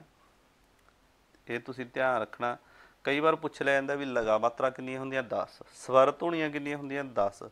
ਇਹਦੇ ਵਿੱਚ ਗਾਹਾਂ ਪਾਰਟੀਸ਼ਨ ਹੋ ਜਾਂਦੀ ਹੈ ਸਵਰ ਧੁਨੀਆਂ ਦੇ ਵਿੱਚ। ਲਘੂ ਸਵਰ ਕਿੰਨੇ ਹੁੰਦੇ ਆ ਤੇ ਦੀਰਘ ਸਵਰ ਕਿੰਨੇ ਹੁੰਦੇ ਆ? ਇੱਕ ਪ੍ਰਸ਼ਨ ਇੱਥੋਂ ਵੀ ਪੁੱਛਿਆ ਜਾਣ ਦਾ ਚਾਂਸ ਨੇ, ਐਨਟੀਟੀ ਵਾਲਿਆਂ ਵਾਸਤੇ ਖਾਸ ਕਰਕੇ, ਆਂਗਣਵਾੜੀ ਸੁਪਰਵਾਈਜ਼ਰ ਵਾਲਿਆਂ ਵਾਸਤੇ ਖਾਸ ਕਰਕੇ। ਧਿਆਨ 'ਚ ਰੱਖਿਓ ਵੀ ਇੱਕ ਪ੍ਰਸ਼ਨ ਇੱਥੋਂ ਆਉਣ ਦੀ ਸੰਭਾਵਨਾ ਹੈ।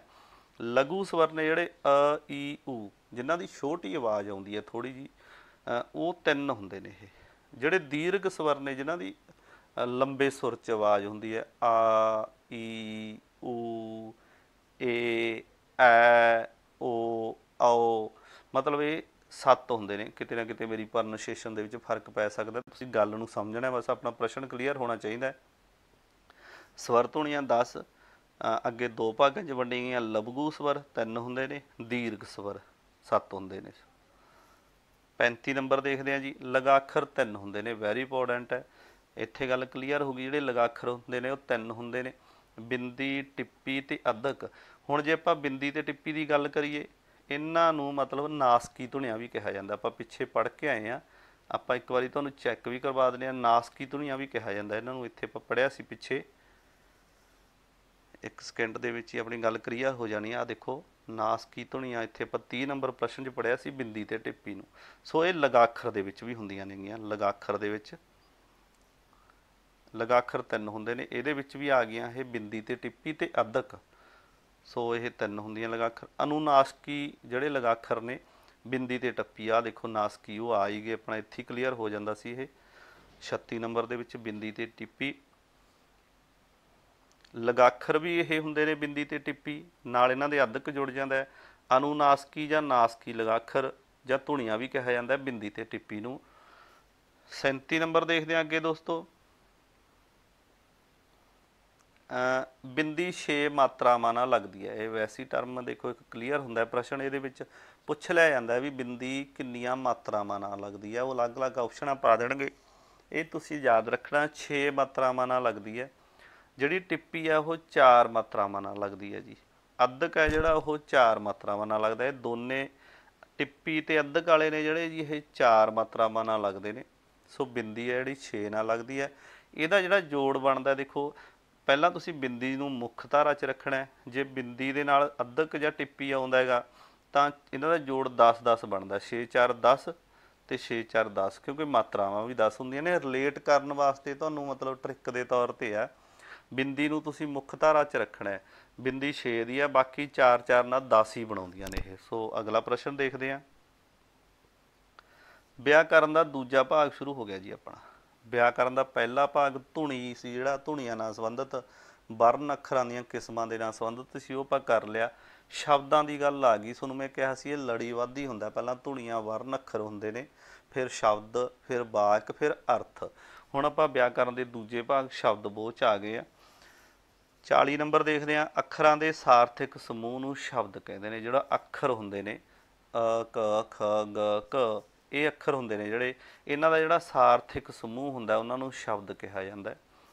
ਅਰਥ ਦੇ ਆਧਾਰ ਤੇ ਆਧਾਰ ਪੜ੍ਹਨਾ, ਇਸ ਨੂੰ ਆਧਾਰ ਨਹੀਂ ਹੈਗਾ, ਇਹ ਆਧਾਰ ਦੇ ਸ਼ਬਦਾਂ ਦੀਆਂ 2 ਕਿਸਮਾਂ ਹੁੰਦੀਆਂ ਨੇ। ਸੋ 41 ਨੰਬਰ ਪ੍ਰਸ਼ਨ ਨੂੰ ਧਿਆਨ ਨਾਲ ਪੜ੍ਹੋ ਜੀ। ਅਰਥ ਦੇ ਆਧਾਰ ਤੇ ਪੁੱਛਿਆ ਗਿਆ, ਕਈ ਵਾਰ ਅੱਗੇ ਆਪਾਂ ਪੜ੍ਹਾਂਗੇ ਹੋਰ ਤਰ੍ਹਾਂ ਦੇ ਆਧਾਰ ਤੇ ਪੁੱਛਿਆ ਜਾਊਗਾ।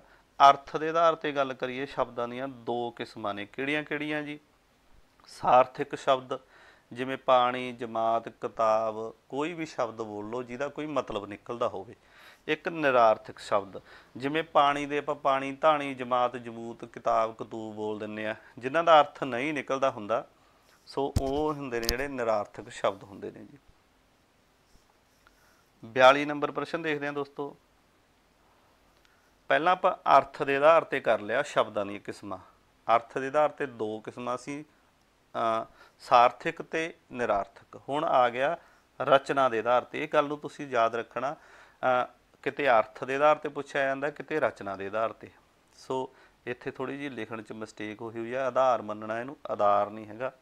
ਰਚਨਾ ਦੇ ਆਧਾਰ ਤੇ 2 ਕਿਸਮਾਂ ਦੇ ਸ਼ਬਦ ਹੁੰਦੇ ਨੇ। ਮੂਲ ਰਚਨਾ ਜੀ, ਸ਼ਬਦ ਦੇ ਭਾਗ ਨਹੀਂ ਹੁੰਦੇ, ਭਾਗ ਨਹੀਂ ਕੀਤੇ ਹੁੰਦੇ ਮੂਲ ਰਚਨਾ 'ਚ। ਖੁਸ਼ੀ, ਗਮੀ, ਦੁੱਖ, ਕਾਕਾ, ਬੱਚਾ, ਜੋ ਵੀ ਹੈ ਮਤਲਬ ਸ਼ਬਦ ਆਉਂਦਾ, ਜਿਹੜਾ ਮੈਦਾਨ, ਬਸ ਜਿਹੜਾ ਵੀ ਸ਼ਬਦ ਹੈ ਉਹ ਮੂਲ ਰਚਨਾ ਦੇ ਵਿੱਚ ਆ ਜਾਂਦਾ। ਸ਼ਬਦ ਦਾ ਕੋਈ ਭਾਗ ਨਹੀਂ ਬਣਦਾ। ਹੁਣ ਖੁਸ਼ੀ ਦਾ ਕੋਈ ਭਾਗ ਨਹੀਂ ਬਣਦਾ, ਗਮੀ, ਸੁੱਖ ਦਾ ਕੋਈ ਭਾਗ ਨਹੀਂ ਬਣਦਾ, ਮੂਲ ਰਚਨਾ ਦੇ ਆਧਾਰ ਤੇ ਆ ਜਾਂਦਾ। ਦੂਜਾ ਭਾਗ ਜਿਹੜਾ ਹੁੰਦਾ ਰਚਿੱਤ ਦੇ ਤੌਰ ਤੇ ਹੁੰਦਾ ਜੀ।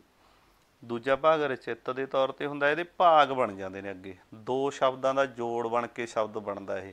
ਜਿਵੇਂ ਖੂਬਸੂਰਤ, ਖੂਬਸੂਰਤ ਬਣ ਗਿਆ। ਪਾਠਸ਼ਾਲਾ, ਪਾਠਸ਼ਾਲਾ ਬਣ ਗਿਆ। ਇਸ ਤਰ੍ਹਾਂ ਤੁਸੀਂ ਗੱਲ ਨੂੰ ਸਮਝ ਗਏ ਹੋਵੋਗੇ। ਸੋ ਮੂਲ ਰਚਨਾ ਤੇ ਰਚਿੱਤ ਦੇ ਆਧਾਰ ਤੇ, ਇਹ ਸੀਗਾ ਰਚਨਾ ਦੇ ਆਧਾਰ ਤੇ। ਪਹਿਲਾਂ ਆਪਾਂ ਅਰਥ ਦੇ ਆਧਾਰ ਤੇ ਪੜ੍ਹਿਆ ਸੀ। 3 ਨੰਬਰ ਦੇ ਅੱਗਾ ਦੇਖਦੇ ਹਾਂ 43 ਨੰਬਰ ਪ੍ਰਸ਼ਨ। ਇੱਥੇ ਪੁੱਛਿਆ ਗਿਆ ਜੀ, ਉਤਪਤੀ ਦੇ ਆਧਾਰ ਤੇ ਸ਼ਬਦਾਂ ਦੀਆਂ 4 ਕਿਸਮਾਂ ਹੁੰਦੀਆਂ। ਪਹਿਲੀ ਗੱਲ ਤਾਂ ਇੱਥੇ ਦੱਸਤੀ ਆਪਾਂ ਨੂੰ, ਉਤਪਤੀ ਦੇ ਆਧਾਰ ਤੇ ਸ਼ਬਦਾਂ ਦੀਆਂ 4 ਕਿਸਮਾਂ ਹੁੰਦੀਆਂ ਨੇਗੀਆਂ, ਇਹ ਨੋਟ ਕਰ ਲੈਣਾ ਤੁਸੀਂ।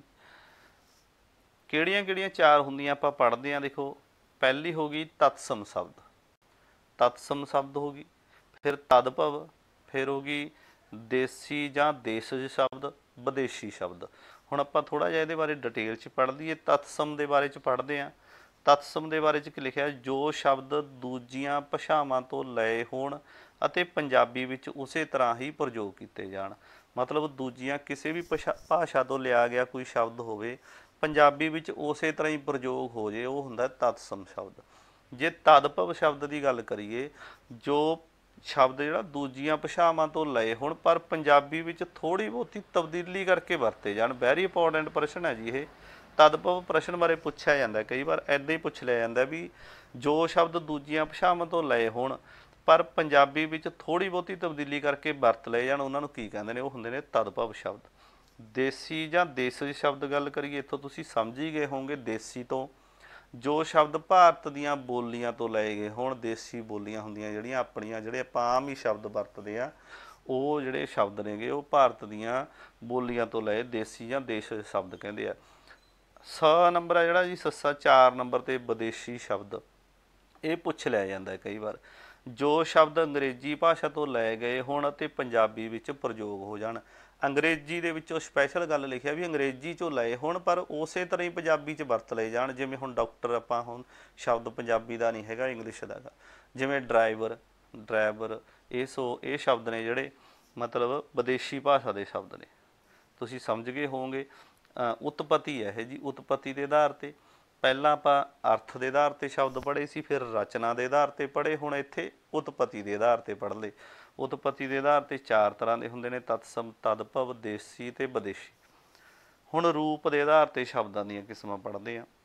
ਸੋ ਮੈਂ ਤੁਹਾਨੂੰ ਇੱਕ ਰਿਕੁਐਸਟ ਕਰਦਾ, ਬਾਰ-ਬਾਰ ਇਹਨੂੰ ਆਧਾਰ ਨਹੀਂ ਪੜ੍ਹਨਾ, ਟਾਈਪਿੰਗ ਦੇ ਵਿੱਚ ਮਿਸਟੇਕ ਹੋਈ ਹੈ।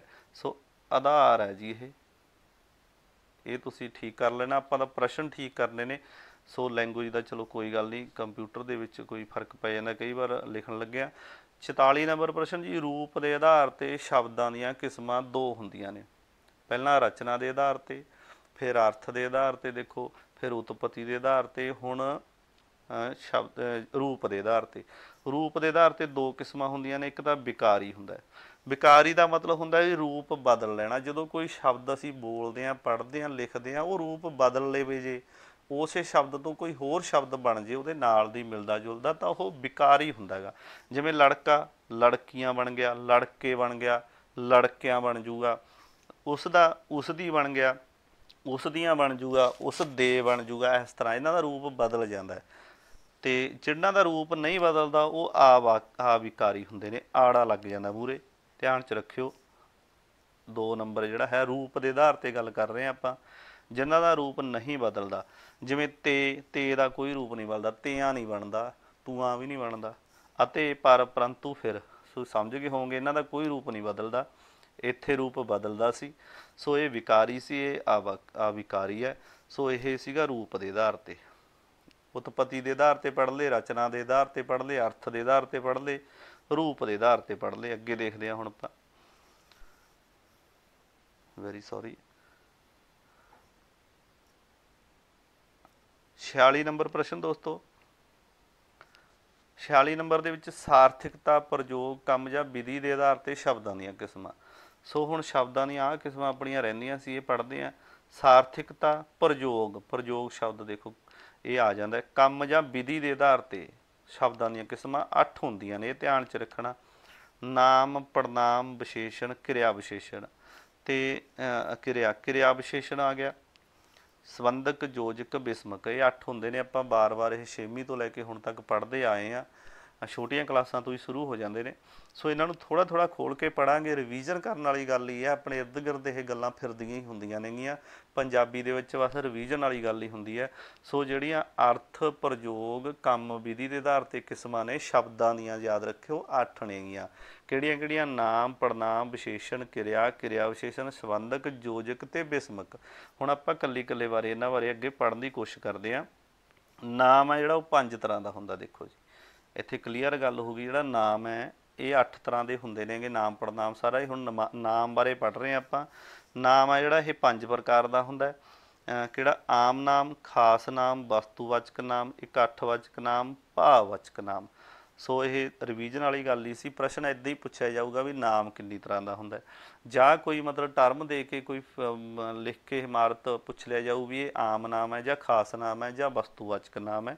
ਸੋ ਇਹ ਥੋੜ੍ਹਾ ਜਿਹਾ ਆਪਾਂ ਧਿਆਨ ਮਾਰ ਲੈਂਦੇ ਹਾਂ ਇਹਦੇ ਬਾਰੇ ਦੇ ਵਿੱਚ ਅੱਗੇ ਜਾ ਕੇ। ਆਮ ਨਾਮ ਨੂੰ ਥੋੜ੍ਹਾ ਜਿਹਾ ਤੁਸੀਂ ਇਸ ਗੱਲ ਦੇ ਨਾਲ ਵੀ ਯਾਦ ਰੱਖਣਾ, ਇਹਨੂੰ ਜਾਤੀਵਾਚਕ ਨਾਮ ਵੀ ਕਹਿੰਦੇ ਆ ਆਮ ਨਾਮ ਨੂੰ।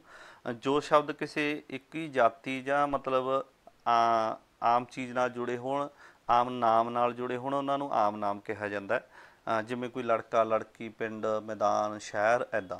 ਖਾਸ ਨਾਮ ਦੀ ਗੱਲ ਕਰੀਏ ਜਦੋਂ ਕੋਈ ਖਾਸ ਗੱਲ ਹੋਵੇ ਜਾਂ ਕਿਸੇ ਦਾ ਖਾਸ ਨਾਮ ਹੋਵੇ ਜਿਹੜਾ ਇੱਕ ਵਾਰੀ ਰੱਖਤਾ, ਜਿਹੜਾ ਇੱਕ ਵਾਰੀ ਰੱਖਿਆ ਗਿਆ ਉਹ ਵਾਰ-ਵਾਰ ਬਦਲਿਆ ਨਹੀਂ ਜਾਂਦਾ। ਜਿਵੇਂ ਕਿਸੇ ਦਾ ਨਾਮ ਰਵੀ, ਸੀਤਾ, ਜਿਵੇਂ ਫੁੱਟਬਾਲ ਦਾ ਮੈਦਾਨ, ਹਾਕੀ ਦਾ ਮੈਦਾਨ, ਜਾਂ ਕੋਈ ਸ਼ਹਿਰ ਦਾ ਨਾਮ ਜਿਵੇਂ ਪਟਿਆਲਾ, ਬਠਿੰਡਾ, ਸੰਗਰੂਰ, ਇੱਦਾਂ।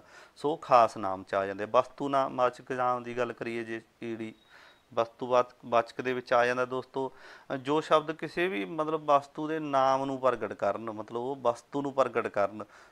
ਕੋਈ ਚੀਜ਼ ਹੁੰਦੀ ਹੈ ਜਿਵੇਂ ਮੰਨ ਲਓ ਆਪਾਂ ਪਾਣੀ ਦੀ ਗੱਲ ਕਰੀਏ ਵੀ ਜਿਵੇਂ ਮੈਨੂੰ ਪਾਣੀ ਦਿਓ, ਦੁੱਧ ਦੀ ਗੱਲ ਕਰੀਏ ਰਾਮ ਕੋਲੇ ਦੁੱਧ ਹੈ। ਸੋ ਇਸ ਤਰ੍ਹਾਂ ਉਹ ਵਸਤੂ ਹੋਵੇ ਕੋਈ। ਅਤੇ ਅੱਗੇ ਇਕੱਠਵਾਚਕ ਤੁਸੀਂ ਸਮਝਦੇ ਹੋ, ਇਕੱਠ ਨਾਲ ਗੱਲ ਹੈ ਜਿਹੜੀ ਸਮੂਹ ਦੇ ਨਾਲ ਗੱਲ ਆ ਜਾਂਦੀ ਹੈ ਸੰਬੰਧਿਤ, ਜਿਵੇਂ ਆਪਣੀ ਕਲਾਸ ਹੁੰਦੀ ਹੈ, ਜਮਾਤ ਹੁੰਦੀ ਹੈ। ਅੱਗੇ ਪੰਜਵਾਂ ਭਾਵਵਾਚਕ, ਜਿਹਦੇ ਵਿੱਚੋਂ ਭਾਵਨਾਵਾਂ ਪ੍ਰਗਟ ਹੋਣ ਜਿਹੜੇ ਸ਼ਬਦ ਦੇ ਵਿੱਚੋਂ। ਸੋ ਉਹਨਾਂ ਨੂੰ ਭਾਵ ਜਿਵੇਂ ਖੁਸ਼ੀ, ਗਮੀ, ਡਰ, ਹੈ ਨਾ, ਇੱਦਾਂ ਭਾਵਨਾਵਾਂ ਨਾਲ ਸੰਬੰਧਿਤ। ਇਹ ਥੋੜ੍ਹਾ ਜਿਹਾ ਖੁੱਲ੍ਹ ਕੇ ਗੱਲ ਸੀ ਜੀ। 5 ਤਰ੍ਹਾਂ ਦੇ ਹੁੰਦੇ ਨੇ। ਅੱਗੇ ਪੜ੍ਹਦੇ ਹਾਂ ਆਪਾਂ। 48 ਨੰਬਰ ਪ੍ਰਸ਼ਨ ਹੈ ਜੀ, ਪੜਨਾਮ ਦੀਆਂ ਕਿਸਮਾਂ। ਵੈਰੀ ਇੰਪੋਰਟੈਂਟ ਹੈ ਜੀ। ਆਪਾਂ ਪੜਨਾਮ ਦੀਆਂ ਕਿਸਮਾਂ ਬਾਰੇ ਪੜ੍ਹਾਂਗੇ। ਪੜਨਾਮ ਦੀਆਂ ਕਿਸਮਾਂ ਹੁੰਦੀਆਂ ਨੇ 6। ਪੜਨਾਮ ਦੀਆਂ 6 ਕਿਸਮਾਂ ਹੁੰਦੀਆਂ ਨੇ। ਇਹ ਤੁਸੀਂ ਇੱਦਾਂ ਹੀ ਯਾਦ ਰੱਖਣਾ। ਪੁੱਛ ਲਿਆ ਜਾਂਦਾ ਹੈ ਵੀ ਪੜਨਾਮ ਦੀਆਂ ਕਿਸਮਾਂ, ਜਾਂ ਪ੍ਰਸ਼ਨ ਕਈ ਵਾਰ ਪੁੱਛ ਲਿਆ ਜਾਂਦਾ ਵੀ 6 ਕਿਸਮਾਂ ਹੇਠ ਲਿਖਿਆਂ 'ਚੋਂ ਕਿਹਦੀਆਂ ਹੁੰਦੀਆਂ ਨੇ। ਉੱਤਰ ਕੀ ਪਾ ਦੇਣਗੇ? ਨਾਮ, ਪੜਨਾਮ, ਵਿਸ਼ੇਸ਼ਣ, ਕਿਰਿਆ ਵਿਸ਼ੇਸ਼ਣ। ਤਾਂ ਆਪਾਂ ਚੋਣ ਪਤਾ ਲੱਗ ਜਾਊਗਾ ਵੀ ਪੜਨਾਮ ਦੀਆਂ ਕਿਸਮਾਂ 6 ਹੁੰਦੀਆਂ ਨੇ। ਕਿਹੜੀਆਂ ਕਿਹੜੀਆਂ ਨੇ ਆਪਾਂ ਇਕੱਲੇ ਇਕੱਲੇ ਨੂੰ ਬੋਲ ਲੈਂਦੇ ਹਾਂ। ਪੁਰਖਵਾਚਕ ਪੜਨਾਮ, ਨਿੱਜਵਾਚਕ, ਸੰਬੰਧਵਾਚਕ, ਪ੍ਰਸ਼ਨਵਾਚਕ, ਨਿਸ਼ਚੇਵਾਚਕ, ਅਤੇ ਅੱਗੇ ਆ ਗਿਆ ਅਨਿਸ਼ਚੇਵਾਚਕ ਪੜਨਾਮ, ਅਨਿਸ਼ਚੇਵਾਚਕ। ਸੋ ਜਿਹੜਾ ਪੁਰਖਵਾਚਕ ਪੜਨਾਮ ਹੈ ਇਹ ਅੱਗੇ ਜਾ ਕੇ 3 ਤਰ੍ਹਾਂ ਦਾ ਬਣ ਜਾਂਦਾ। ਆਪਾਂ ਬਹੁਤ ਵਾਰ ਇਹ ਪੜ੍ਹਿਆ ਹੋਇਆ। ਪੁਰਖਵਾਚਕ ਦੇ ਵਿੱਚ ਜਿਹੜਾ ਮਤਲਬ ਪਹਿਲਾਂ ਗੱਲ ਕਰਨ ਵਾਲਾ ਹੁੰਦਾ ਉੱਤਮ ਪੁਰਖ, ਉੱਤਮ ਪੁਰਖ ਆ ਜਾਂਦਾ ਇਹਦੇ ਵਿੱਚ ਪਹਿਲਾਂ, ਜਿਹੜਾ ਗੱਲ ਕਰ ਰਿਹਾ ਹੁੰਦਾ। ਫਿਰ ਮੱਧਮ ਪੁਰਖ ਜਿਹਦੇ ਨਾਲ ਗੱਲ ਕੀਤੀ ਜਾ ਰਹੀ ਹੁੰਦੀ ਹੈ। ਫਿਰ ਤੀਜਾ ਅਨਿਆ ਪੁਰਖ ਲਿਖ ਦਿੰਦੇ ਆ ਵੀ ਜਿਹਦੇ ਬਾਰੇ 'ਚ ਗੱਲ ਕੀਤੀ ਜਾ ਰਹੀ ਹੁੰਦੀ ਹੈ। ਤੁਸੀਂ ਸਮਝ ਕੇ ਪੁਰਖਵਾਚਕ ਅੱਗੇ 3 ਤਰ੍ਹਾਂ ਦਾ ਹੋ ਜਾਂਦਾ। ਜੇ ਨਿੱਜਵਾਚਕ ਦੀ ਗੱਲ ਕਰੀਏ, ਨਿੱਜਵਾਚਕ ਪੜਨਾਮ ਦੀ ਗੱਲ ਕਰੀਏ ਤਾਂ ਇਹ ਮਤਲਬ ਜੋ ਸ਼ਬਦ ਨਾ ਮਤਲਬ ਕਰਤਾ ਦੀ ਥਾਂ 'ਤੇ ਪ੍ਰਯੋਗ ਹੋਣ ਜਾਂ ਮਤਲਬ ਕਰਤਾ ਦੇ ਨਾਲ ਪ੍ਰਯੋਗ ਹੋਣ, ਮਤਲਬ ਨਾਮ ਦੇ ਨਾਲ ਪ੍ਰਯੋਗ ਹੋਣ। ਕੋਈ ਨਾਮ ਹੈ ਉਹਦੇ ਨਾਲ ਜਿਹੜਾ ਸ਼ਬਦ ਪ੍ਰਯੋਗ ਹੁੰਦਾ ਉਹਨੂੰ ਨਿੱਜਵਾਚਕ ਕਹਿ ਦਿੰਦੇ ਨੇ। ਜੇ ਸੰਬੰਧਵਾਚਕ ਦੀ ਗੱਲ ਕਰੀਏ, ਜੋ ਮਤਲਬ ਸ਼ਬਦ ਹੈ ਵੀ ਪੜਨਾਮ ਵੀ ਹੋਵੇ ਅਤੇ ਉਹ ਯੋਜਕ ਵਾਂਗੂ ਉਹਨਾਂ ਨੂੰ ਜੋੜੇ ਵੀ, ਨਾਮ ਅਤੇ ਪੜਨਾਮ ਨੂੰ ਆਪਸ ਦੇ ਵਿੱਚ ਵੀ ਜੋੜੇ। ਸੋ ਉਹਨਾਂ ਨੂੰ ਸੰਬੰਧਵਾਚਕ ਕਹਿੰਦੇ ਆ। ਇਸੇ ਤਰ੍ਹਾਂ ਹੀ ਪ੍ਰਸ਼ਨ, ਜਿਹਦੇ ਵਿੱਚੋਂ ਪ੍ਰਸ਼ਨ ਦੀ ਗੱਲ ਆਉਂਦੀ ਹੋਵੇ, ਜੋ ਪੜਨਾਮ ਸ਼ਬਦ ਹੋਵੇ ਅਤੇ ਉਹ ਤੋਂ ਪੁੱਛ ਗਿੱਛ ਦੀ ਗੱਲ ਆ ਜਾਏ, ਉਹਦੇ ਵਿੱਚ ਪ੍ਰਸ਼ਨ ਦੀ ਗੱਲ ਆ ਜਾਏ। ਸੋ ਇਸੇ ਤਰ੍ਹਾਂ ਹੀ ਨਿਸ਼ਚੇ ਅਨਿਸ਼ਚੇਵਾਚਕ ਹੁੰਦਾ ਹੈ। ਨਿਸ਼ਚੇ ਦੀ ਗੱਲ ਕਰੀਏ, ਜੋ ਸ਼ਬਦ ਕਿਸੇ ਦੂਰ ਜਾਂ ਨੇੜੇ ਪਈ ਚੀਜ਼ ਵੱਲ ਇਸ਼ਾਰਾ ਕਰੇ, ਨਿਸ਼ਚੇਵਾਚਕ ਹੁੰਦਾ ਹੈ। ਅਨਿਸ਼ਚੇਵਾਚਕ ਦੀ ਗੱਲ ਕਰ ਲੈਂਦੇ ਆਂਗੇ ਕ ਦੀ, ਜੋ ਸ਼ਬਦ ਵਿਖਾਈ ਦੇਣ ਵਾਲੀਆਂ, ਦੇਖਣ ਵਾਲੀਆਂ ਚੀਜ਼ਾਂ ਵੱਲ ਇਸ਼ਾਰਾ ਕਰੇ, ਜਿਹੜੀਆਂ ਦਿਖਦੀਆਂ ਹੋਣ। ਸੋ ਉਹਨਾਂ ਨੂੰ ਜਿਹੜਾ ਕਹਿ ਦਿੰਦੇ ਆ ਅਨਿਸ਼ਚੇਵਾਚਕ ਜਿਹੜਾ ਹੈਗਾ ਪੜਨਾਮ ਕਹਿ ਦਿੰਦੇ ਨੇ। ਜਿਨ੍ਹਾਂ ਦੀ ਮਤਲਬ ਗਿਣਤੀ ਹੋਵੇ, ਮਤਲਬ ਨਹੀਂ ਆਪਾਂ ਸੌਰੀ ਇੱਥੇ ਵੀ ਜਿਨ੍ਹਾਂ ਦੀ ਗਿਣਤੀ ਹੋ ਨਾ ਸਕੇ।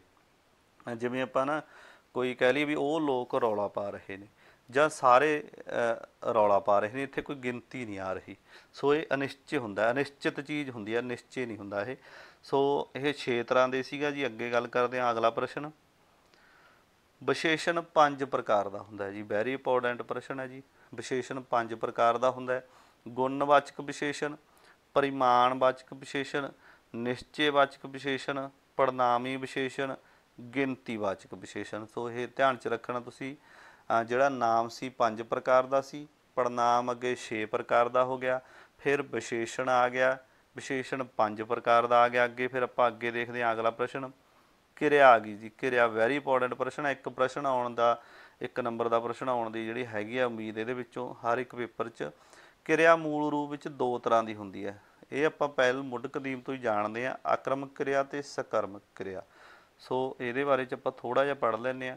ਆਕਰਮਕ ਕਿਰਿਆ ਹੁੰਦੀ ਹੈ ਜਿਸ ਵਾਕ ਵਿੱਚ ਕਰਤਾ ਅਤੇ ਕਿਰਿਆ ਹੋਵੇ, ਦੋਨੇ ਚੀਜ਼ਾਂ ਹੋਣ, ਕਰਤਾ ਹੋਵੇ ਕਿਰਿਆ ਹੋਵੇ। ਸਕਰਮਕ ਕਿਰਿਆ ਹੁੰਦੀ ਹੈ ਜਿਹਦੇ ਵਿੱਚ ਕਰਤਾ, ਕਰਮ, ਕਿਰਿਆ ਇਹ ਤਿੰਨੇ ਹੋਣ ਜੀ। ਸੋ ਇਹ ਸਕਰਮਕ ਕਿਰਿਆ ਹੁੰਦੀ ਹੈ। 51 ਨੰਬਰ ਪ੍ਰਸ਼ਨ ਦੇਖਦੇ ਹਾਂ ਦੋਸਤੋ।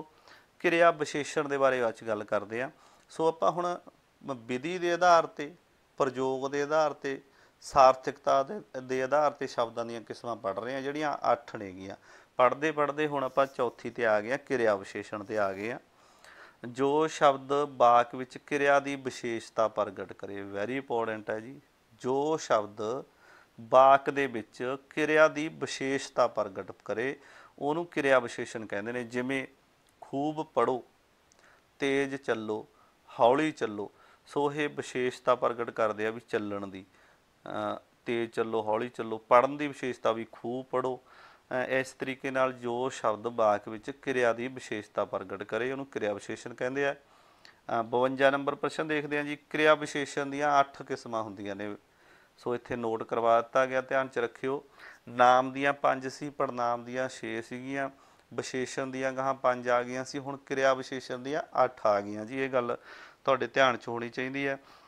ਕਾਲਵਾਚਕ ਕੱਲੀ ਕੱਲੀ ਪੜ੍ਹਦੇ ਹਾਂ ਆਪਾਂ। ਕਾਲਵਾਚਕ, ਸਥਾਨਵਾਚਕ, ਪ੍ਰਕਾਰਵਾਚਕ, ਮਿਣਤੀਵਾਚਕ, ਸੰਖਿਆਵਾਚਕ, ਕਾਰਨਵਾਚਕ, ਨਿਰਣਾਵਾਚਕ ਅਤੇ ਨਿਸ਼ਚਿਤਵਾਚਕ। ਤੁਸੀਂ ਸੋ ਇੱਥੋਂ ਹੀ ਤੁਸੀਂ ਰਿਲੇਟ ਕਰਕੇ ਸਮਝ ਲੈਣਾ ਗੱਲ ਨੂੰ। ਕਾਲਵਾਚਕ, ਸਥਾਨਵਾਚਕ, ਇਸ ਤਰੀਕੇ ਨਾਲ ਕਿਰਿਆ ਵਿਸ਼ੇਸ਼ਣ ਦੀਆਂ ਜਿਹੜੀਆਂ ਇਹ ਕਿਸਮਾਂ ਨੇ ਜੀ। ਅਗਲਾ ਪ੍ਰਸ਼ਨ ਦੀ ਗੱਲ ਕਰਦੇ ਹਾਂ ਆਪਾਂ। 53 ਨੰਬਰ ਪ੍ਰਸ਼ਨ ਹੈ ਦੋਸਤੋ। ਸੰਬੰਧਕ ਦੇ ਬਾਰੇ ਵਿੱਚ ਵੀ ਪ੍ਰਸ਼ਨ ਪੁੱਛਿਆ ਜਾਂਦਾ ਹੈ। ਵਿਆਕਰਨ ਨਾਲ ਸੰਬੰਧਿਤ ਸੰਬੰਧਕ ਅਤੇ ਯੋਜਕ, ਇਹ ਦੋਨਾਂ ਦੇ ਬਾਰੇ 'ਚ ਪ੍ਰਸ਼ਨ ਪੁੱਛਿਆ ਜਾਂਦਾ। ਪਰ ਸੰਬੰਧਕ ਦੀ ਗੱਲ ਕਰਦੇ ਹਾਂ। ਕੀ ਲਿਖੀ ਹੈ ਦੇਖੋ ਗੱਲ। ਜੋ ਸ਼ਬਦ ਨਾਵਾਂ ਪੜਨਾਵਾਂ ਨੂੰ ਆਪਸ ਵਿੱਚ ਜੋੜੇ ਉਸ ਨੂੰ ਸੰਬੰਧਕ ਕਹਿੰਦੇ ਨੇ। ਜੋ ਸ਼ਬਦ ਨਾਵਾਂ ਅਤੇ ਪੜਨਾਵਾਂ ਨੂੰ ਆਪਸ ਵਿੱਚ ਜੋੜਦੇ ਉਹਨੂੰ ਸੰਬੰਧਕ ਕਹਿੰਦੇ ਨੇ। ਜਿਵੇਂ ਆਪਾਂ ਦਾ, ਦੇ, ਦੀਆਂ, ਲਈ, ਉੱਤੇ, ਕੋਲ, ਰਾਹੀਂ, ਇਸ ਤਰ੍ਹਾਂ ਦੇ ਜਿਹੜੇ ਸ਼ਬਦ ਹੁੰਦੇ ਨੇ ਜੋੜ ਦਿੰਦੇ ਆ। ਜਿਵੇਂ ਦਾ ਦੀ ਗੱਲ ਕਰੀਏ ਵੀ ਰਾਮ ਦਾ ਘਰ ਸੁੰਦਰ ਹੈ, ਸੋ ਘਰ ਨਾਲ ਸੁੰਦਰ ਜੋੜਤਾ। ਰਾਮ ਨੇ ਸ਼ਾਮ ਨੂੰ ਬੁਲਾਇਆ ਜਾਂ ਰਾਮ ਨੇ ਸ਼ਾਮ ਨੂੰ ਮਾਰਿਆ। ਇਸ ਤਰ੍ਹਾਂ ਮਤਲਬ ਜਿਹੜਾ ਸੰਬੰਧ ਪੈਦਾ ਕਰੇ ਨਾਮ ਅਤੇ ਪੜਨਾਮ ਦੇ ਵਿੱਚ। ਸੋ ਅੱਗੇ ਕਿਸਮਾਂ ਦੇਖਦੇ ਆਂਗੀਆਂ ਸੰਬੰਧਕ ਦੀਆਂ ਕਿੰਨੀਆਂ ਹੁੰਦੀਆਂ ਨੇ ਜੀ। ਸੰਬੰਧਕ ਦੀਆਂ 3 ਕਿਸਮਾਂ ਹੁੰਦੀਆਂ ਦੋਸਤੋ, ਯਾਦ ਰੱਖਣਾ। ਪੂਰਨ ਸੰਬੰਧਕ, ਅਪੂਰਨ ਸੰਬੰਧਕ ਅਤੇ ਮਿਸ਼ਰਤ ਸੰਬੰਧਕ। ਪੂਰਨ, ਅਪੂਰਨ ਅਤੇ ਮਿਸ਼ਰਤ। ਸੋ ਪੂਰਨ ਦੇ ਬਾਰੇ 'ਚ ਗੱਲ ਕਰੀਏ, ਜੋ ਸ਼ਬਦ ਇਕੱਲੇ ਹੀ ਸੰਬੰਧਕ ਵਜੋਂ ਵਰਤੇ ਜਾਣ, ਇਕੱਲੇ। ਜਿਵੇਂ ਆਪਾਂ ਲਿਖ ਦਿੰਦੇ ਹਾਂ ਵੀ ਪਸ਼ੂ ਨੂੰ ਬੰਨੋ, ਹੈ ਨਾ। ਜਿਵੇਂ ਮੱਝ ਨੂੰ ਬੰਨ੍ਹ ਦਿਓ, ਦੁੱਧ ਪੀ ਲਵੋ, ਪਾਣੀ ਪੀ ਲਵੋ, ਬਰਫੀ ਖਾ ਲਓ। ਸੋ ਇਸੇ ਤਰ੍ਹਾਂ ਇਹ ਸੰਬੰਧ ਪੂਰਨ ਸੰਬੰਧਕ ਹੈ, ਮਤਲਬ ਜੋ ਇਕੱਲੇ ਹੀ ਸੰਬੰਧ ਦੇ ਵਿੱਚ ਵਰਤਿਆ ਜਾਵੇ। ਅਪੂਰਨ ਦੀ ਗੱਲ ਕਰੀਏ, ਜੋ ਸ਼ਬਦ ਇਕੱਲੇ ਸੰਬੰਧਕ ਵਜੋਂ ਨਾ ਪ੍ਰਯੋਗ ਹੋਣ ਅਤੇ ਦੂਜੇ ਸੰਬੰਧਾਂ ਦੀ ਸਹਾਇਤਾ ਨਾਲ ਪ੍ਰਯੋਗ ਹੋਣ, ਮਤਲਬ ਇਕੱਲੇ ਨਾ ਆਉਣ, ਦੂਜਿਆਂ ਦੀ ਸਹਾਇਤਾ ਨਾਲ ਆਉਣ। ਜਿਵੇਂ ਮੇਰਾ ਘਰ ਸ਼ਹਿਰ ਦੇ ਕੋਲ ਹੈ। ਸੋ ਦੇ ਕੋਲ ਆ ਗਿਆ ਜਿਹੜਾ, ਇਹ ਮਤਲਬ ਇਕੱਲਾ ਨਹੀਂ ਹੈਗਾ, ਮਤਲਬ ਉਹਦੇ ਨਾਲ ਜੁੜ ਕੇ ਆ ਰਿਹਾ ਹੈਗਾ, ਅਪੂਰਨ ਸੰਬੰਧਕ ਆਉਂਦਾ ਇਹ।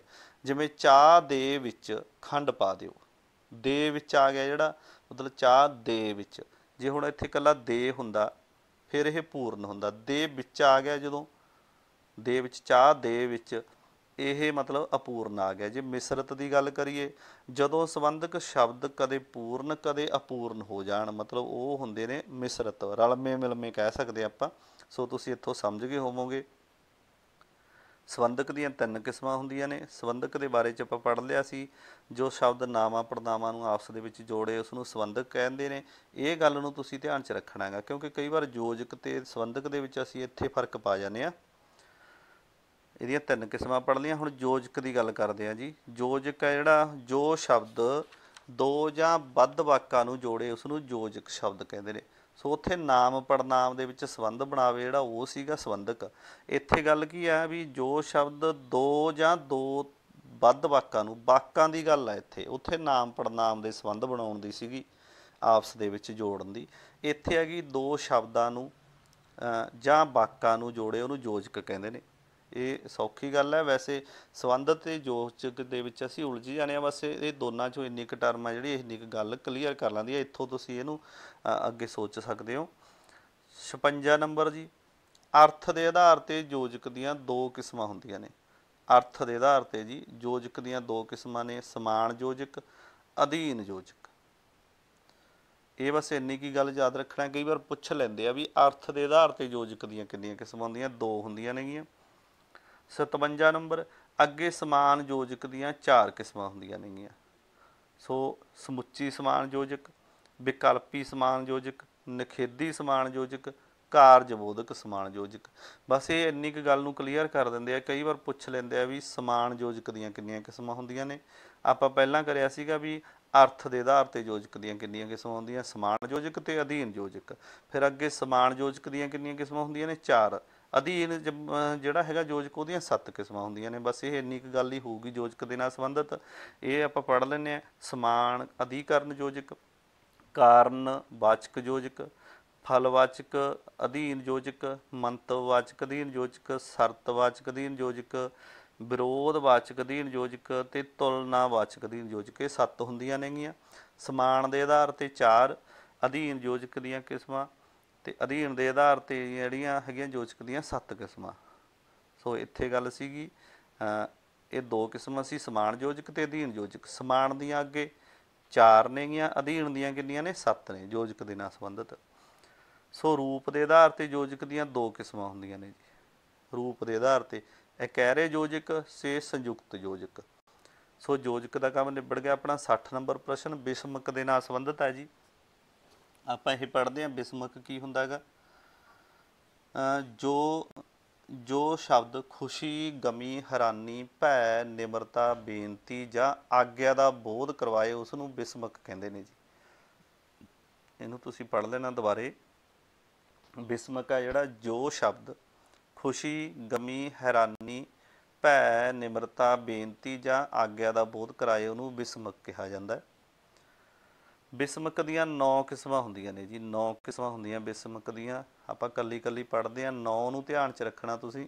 ਕਈ ਵਾਰ ਇੱਦਾਂ ਪੁੱਛਿਆ ਜਾਂਦਾ ਵੀ ਬਿਸਮਕ ਦੀਆਂ ਕਿੰਨੀਆਂ ਕਿਸਮਾਂ ਹੁੰਦੀਆਂ ਨੇ। ਸੰਬੋਧਨੀ ਬਿਸਮਕ, ਸ਼ੋਕਵਾਚਕ ਬਿਸਮਕ, ਹੈਰਾਨੀਵਾਚਕ, ਪ੍ਰਸ਼ੰਸਾਵਾਚਕ, ਸੂਚਨਾਵਾਚਕ, ਅਸੀਸਵਾਚਕ, ਬਦ ਅਸੀਸਵਾਚਕ, ਇੱਛਾ ਪ੍ਰਗਟ, ਸੰਬੋਧਨੀ ਬਿਸਮਕ, ਪ੍ਰਵਾਨਗੀਵਾਚਕ ਬਿਸਮਕ। ਸੋ ਇਹਦੇ ਵਿੱਚ ਪ੍ਰਸ਼ਨਵਾਚਕ ਅਤੇ ਹੈਰਾਨੀਵਾਚਕ ਇਸ ਤਰ੍ਹਾਂ ਦੀਆਂ ਗੱਲਾਂ ਜ਼ਿਆਦਾ ਪੁੱਛੀਆਂ ਜਾਂਦੀਆਂ ਨੇਗੀਆਂ। ਪ੍ਰਸ਼ੰਸਾ ਜਿਵੇਂ ਹੈਰਾਨੀ ਹੋਣ ਦੀ ਗੱਲ ਪੁੱਛੀ ਜਾਂਦੀ ਹੈ। ਪ੍ਰਸ਼ਨਵਾਚਕ ਦੀ ਵੀ ਪੁੱਛੀ ਜਾਂਦੀ ਹੈ ਇਹਦੇ ਵਿੱਚ, ਨਹੀਂ ਪ੍ਰਸ਼ਨ ਦੀ ਨਹੀਂ ਆ ਗਿਆ। ਸ਼ੋਕ ਦੇ ਬਾਰੇ 'ਚ ਪੁੱਛਿਆ ਜਾਂਦਾ ਕਈ ਵਾਰ। ਸੋ ਅਗਲਾ ਦੇਖਦੇ ਹਾਂ ਆਪਾਂ ਬਿਸਮਕ ਦੇ ਬਾਰੇ 'ਚ। ਅੱਗੇ ਆ ਗਿਆ ਜੀ ਤੀਜਾ ਭਾਗ। 2 ਪੜ੍ਹ ਲਏ ਜੀ ਆਪਾਂ। ਕਿਹੜੇ ਕਿਹੜੇ ਪੜ੍ਹ ਲਏ? ਧੁਨੀ, ਵਰਨ, ਅੱਖਰ, ਬੋਧ ਪੜ੍ਹ ਲਿਆ।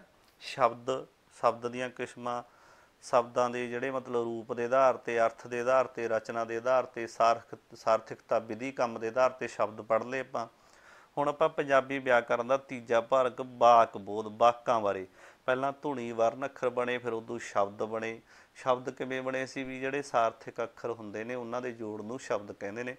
ਸੋ ਅੱਗੇ ਹੁਣ ਤੀਜਾ ਜਿਹੜਾ ਸ਼ਬਦ ਕਿਵੇਂ ਬਣਦੇ ਆ, ਵਾਕ ਕਿਵੇਂ ਬਣਦੇ ਆ। ਦੇਖੋ ਸ਼ਬਦਾਂ ਦੇ ਅੱਗੇ ਸ਼ਬਦਾਂ ਤੋਂ ਹੀ ਵਾਕ ਬਣਦੇ ਆ। 62 ਨੰਬਰ ਪ੍ਰਸ਼ਨ ਆ ਗਿਆ ਆਪਣਾ। ਤੀਜਾ ਭਾਗ ਹੈ ਵਾਕ ਬੋਧ। ਚੌਥਾ ਆਊਗਾ ਆਪਣਾ ਅਰਥ ਦੇ ਨਾਲ ਸੰਬੰਧਿਤ।